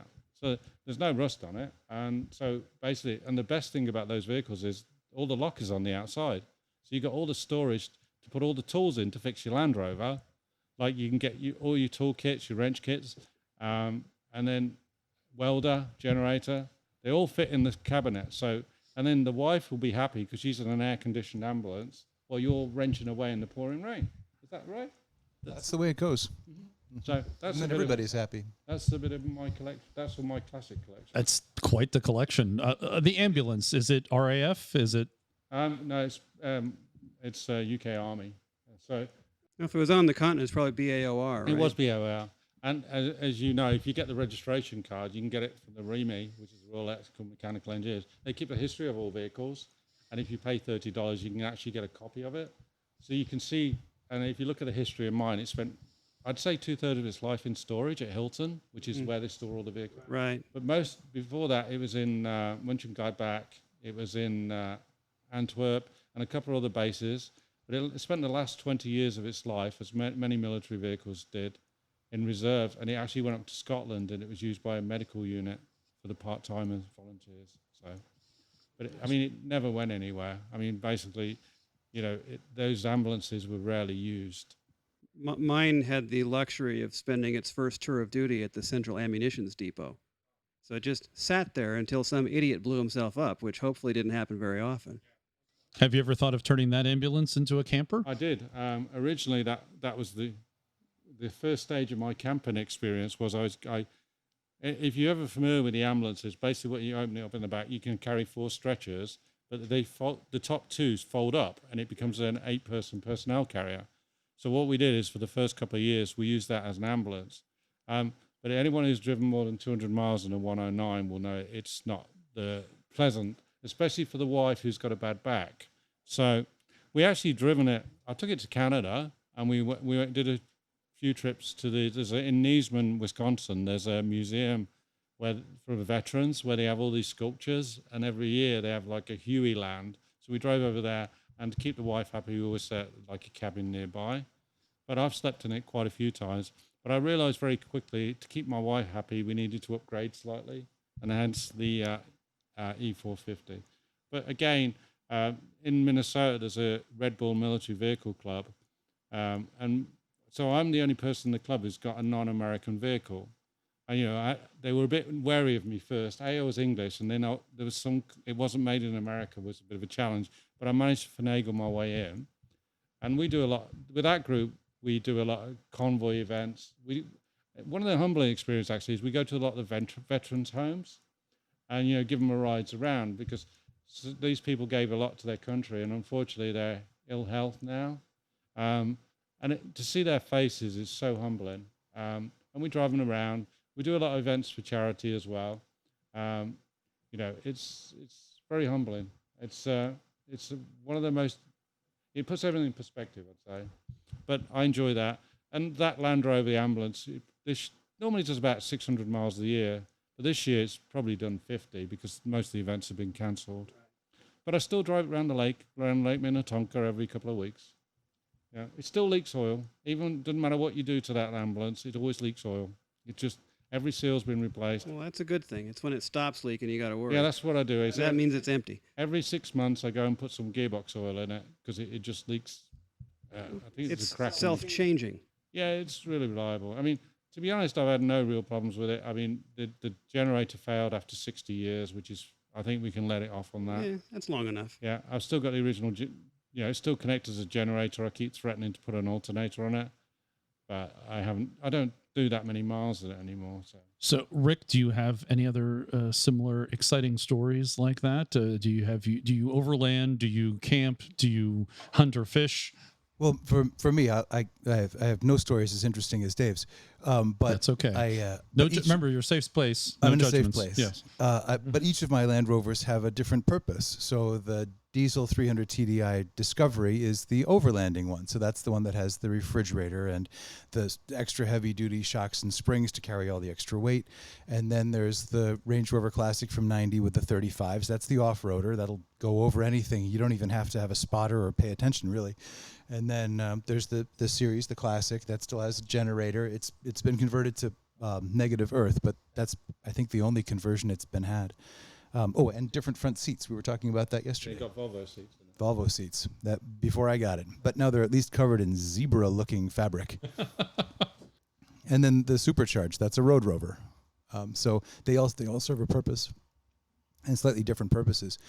Is this a place where I could ask all of your listeners a tech question that I'm wrestling with?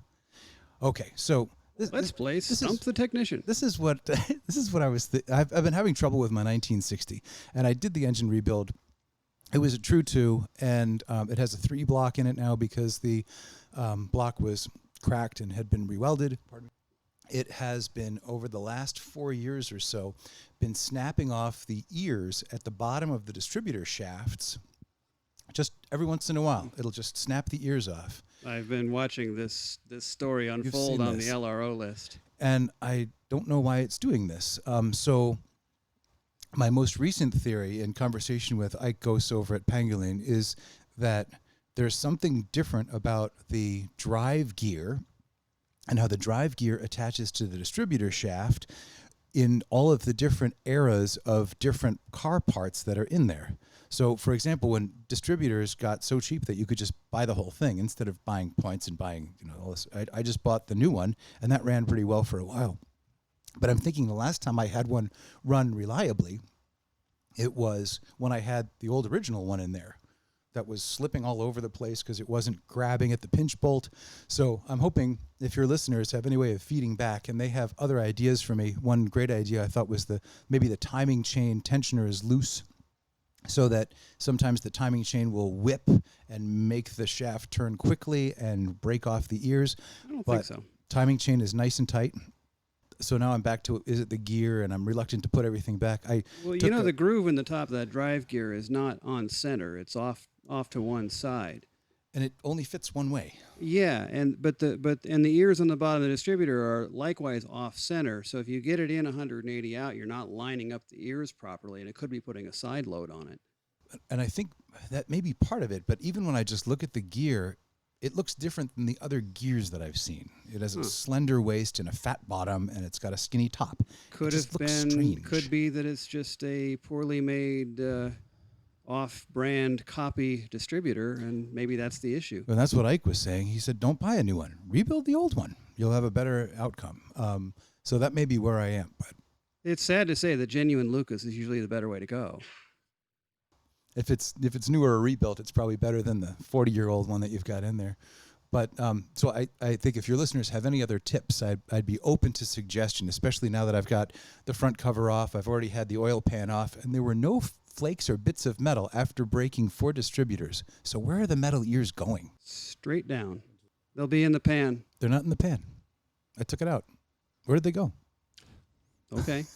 Mystery. The mystery remains. We will happily forward on any suggestions onto your Rick as any come in. They can contact us in the usual ways. So what we noticed in our club is that there's certain types of members. Some people like the social aspect, some people like the mechanical repair aspect, and they'll jump on any truck that starts to act badly while it's on the trail or on the road.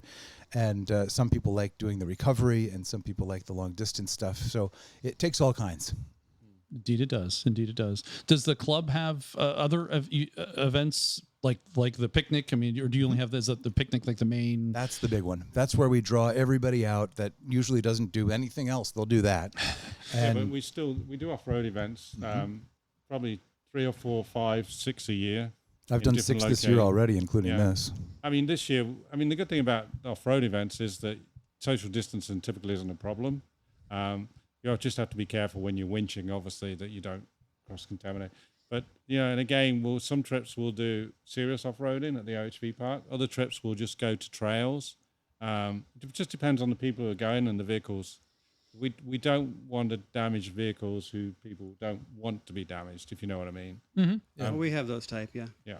And we do a fall leaf run down the river and look at the autumn leaves changing. Do you have a winter run?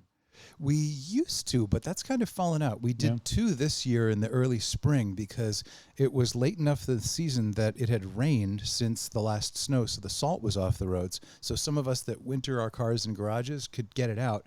And then we got to go try to put chains on them and go through some of the snow that hadn't melted yet farther north. And that was really fun. So yes, winter stuff too for those willing to do it. Right. And it's also a very open club where there's no bullying of people into doing stuff where they're not comfortable. You're always welcome to just ride along with somebody if it gets beyond where you want to be. And I've heard that there are some clubs, not usually Land Rover clubs, but that if someone gets stuck, they have to pay the person that's winching them out to do this. Yeah. Oh, that's nonsense. I've never heard that. Really? A JEEP thing. Yeah. Oh, that's, sorry to hear that. I have never heard that before. Yeah, we don't do that. That's the main part of the fun, is winching people out. Yeah, it is actually. I'm with you there. I think that's the funnest part. It's like, oh, goody. Well, I've been hauling this stuff around for years. I can finally use all this equipment. Yep. Exactly, or you just get one over on your friend who just winched you out, and then you get to pull them. You know, that's just, it's always a nice thing. It's actually kind of a bragging thing. I got to use my winch. Mm-hmm. I think a lot of people they put this stuff on their vehicle and they don't know how to use it properly. Yeah. And you know, I've found with a Defender, I've just got a standard worn winch on it. If you use that winch effectively, people can have all the best tools and everything. But with one standard winch and a few tools, you can get a vehicle out. Whereas people who've got all the tools, and they've got the high lift, they've got the winch, they've got all these kinetic ropes and everything, max strap. They're not effective unless you use them properly. Well, that's true of any kind of tools. Got to know how to use them. Got to know how to use them. So, Rick, thanks for telling us about the club and about your history. But now you're going to be taking possession. That's why you're here, taking possession of Oxford and moving it on to its next destination. What is planned? We are passing the torch. I'm very passing pleased. The Oxford. Passing the Oxford torch. Hopefully it won't be lit at the time. Dave and I were discussing this on the way out here, what a privilege it is to take part in such an event. Even though it is a little esoteric, it certainly seems to have appeal to a lot of random strangers too. So we're very excited to be part of it. And so we're collecting Oxford from just around Pittsburgh, and we'll be transporting to Minnesota to play with us for 3 or 4 weeks. And then we are obliged to somehow get her to Oregon, where she'll be with Ike Gose of Pangolin for any final tune-up before she is driven from Oregon through Death Valley, Las Vegas, through Moab, and through the south in Oklahoma. Death and then Valley, across. hike or die. And it's going to be hot, I predict. That's a pretty safe prediction. I predict. So, and then eventually make it back to Virginia. The idea being she's going to dip her toes in the Pacific, dip her toes in the Atlantic, and call it Sea to Shining Sea. But we still have to figure out that next leg. So I've reached out to any interval clubs between Minnesota and Oregon to see if they would want to host her for a week. I have a pending request out with the Colorado Club, Solihull Society, to see if they would want to play with her for a week, and then they could move her from Colorado to maybe Utah, maybe just farther. So we'll see how that comes. Otherwise, we'll get her there somehow. I think we have some people that listen from the Solihull Club, and they'll encourage your requests to maybe action it for you. So I want to know about the spiffy shirts you guys are wearing. They're dressed up like you're on expedition, which I guess you are. We sure are. We're having a great time on expedition. So we have a club logo, like clubs do.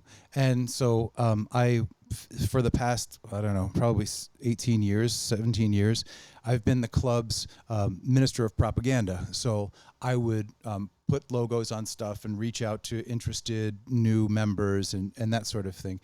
So this was one of the things that we've done. Just recently around just before Christmas time, we did a series of flannel plaid Pendleton shirts in our club pattern is the Night Watch pattern, and did the logo on that too, and several of those went out the door.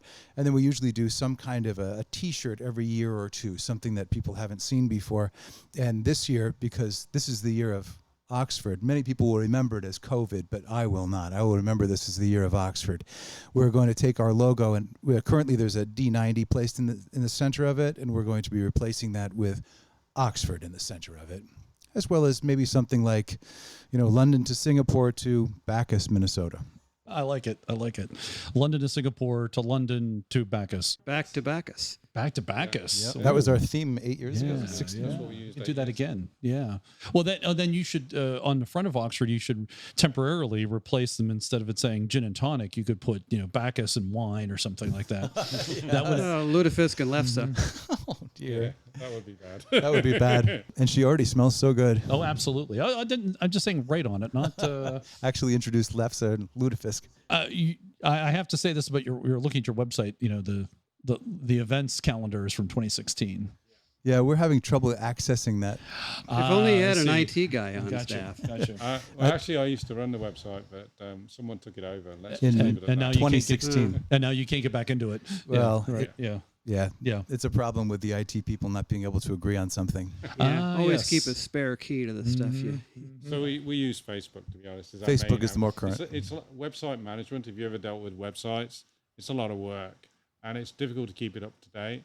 And so we've been using Facebook and Instagram mainly. It is an old enough website that you will see pictures of my 20-year-old and 18-year-old when they were little kids and jumping up and down on the 109 bed that I made for my son.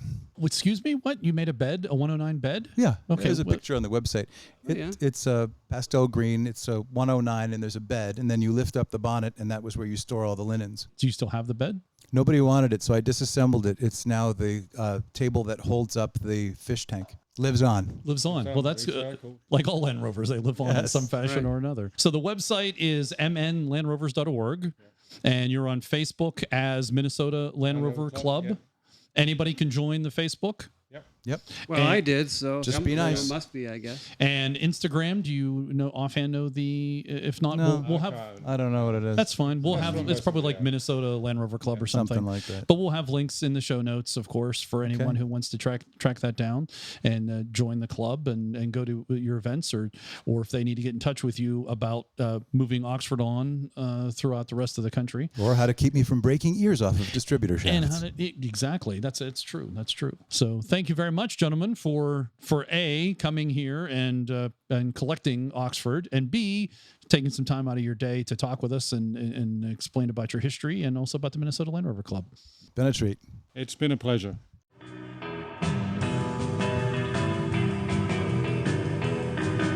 This has been show number 88. We hope you enjoyed it. I'd like to thank our new contributors and old contributors to the program, Harold, Morgan, and now thanks to Brian. Thanks again. Nobody else thanks you. No, apparently Thanks not. as always. Yeah. Okay. And Dixon would have joined us, but he apparently is looking at Series 1 parts. We got a cryptic message from him that says he's unavailable. He's looking at Series 1 parts. So that's where Dixon is. Because you can never have enough of those. Also, thanks to David Short for providing us with the Oxford update, and also Mar, and to Garrick Olsen and David Allton talking about the Minnesota Land Rover Club, and also to the One True Packs for his continued production support. We're part of the 4x4 Radio Network, and I invite you to check out the other 4x4 related shows at 4x4radionetwork.com. Visit our website, centresteer.com, to listen to previous shows and for show notes, which have links to stories we discussed today. If you're not a subscriber, please do so you get the show automatically. And as a matter of fact, I recommend, even if you don't listen to your primary source of listening to the show, just subscribe to all of them. It's okay. It won't hurt anything. Just subscribe to all of them. That'll make us look better.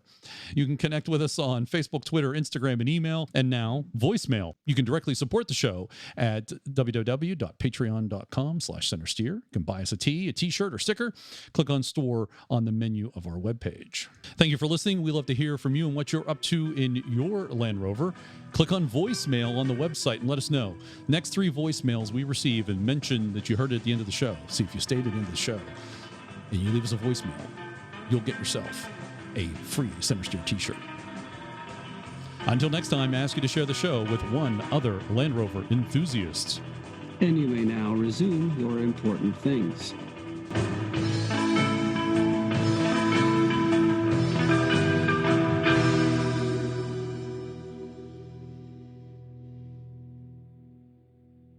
LR, RR, VELAR, SVAED.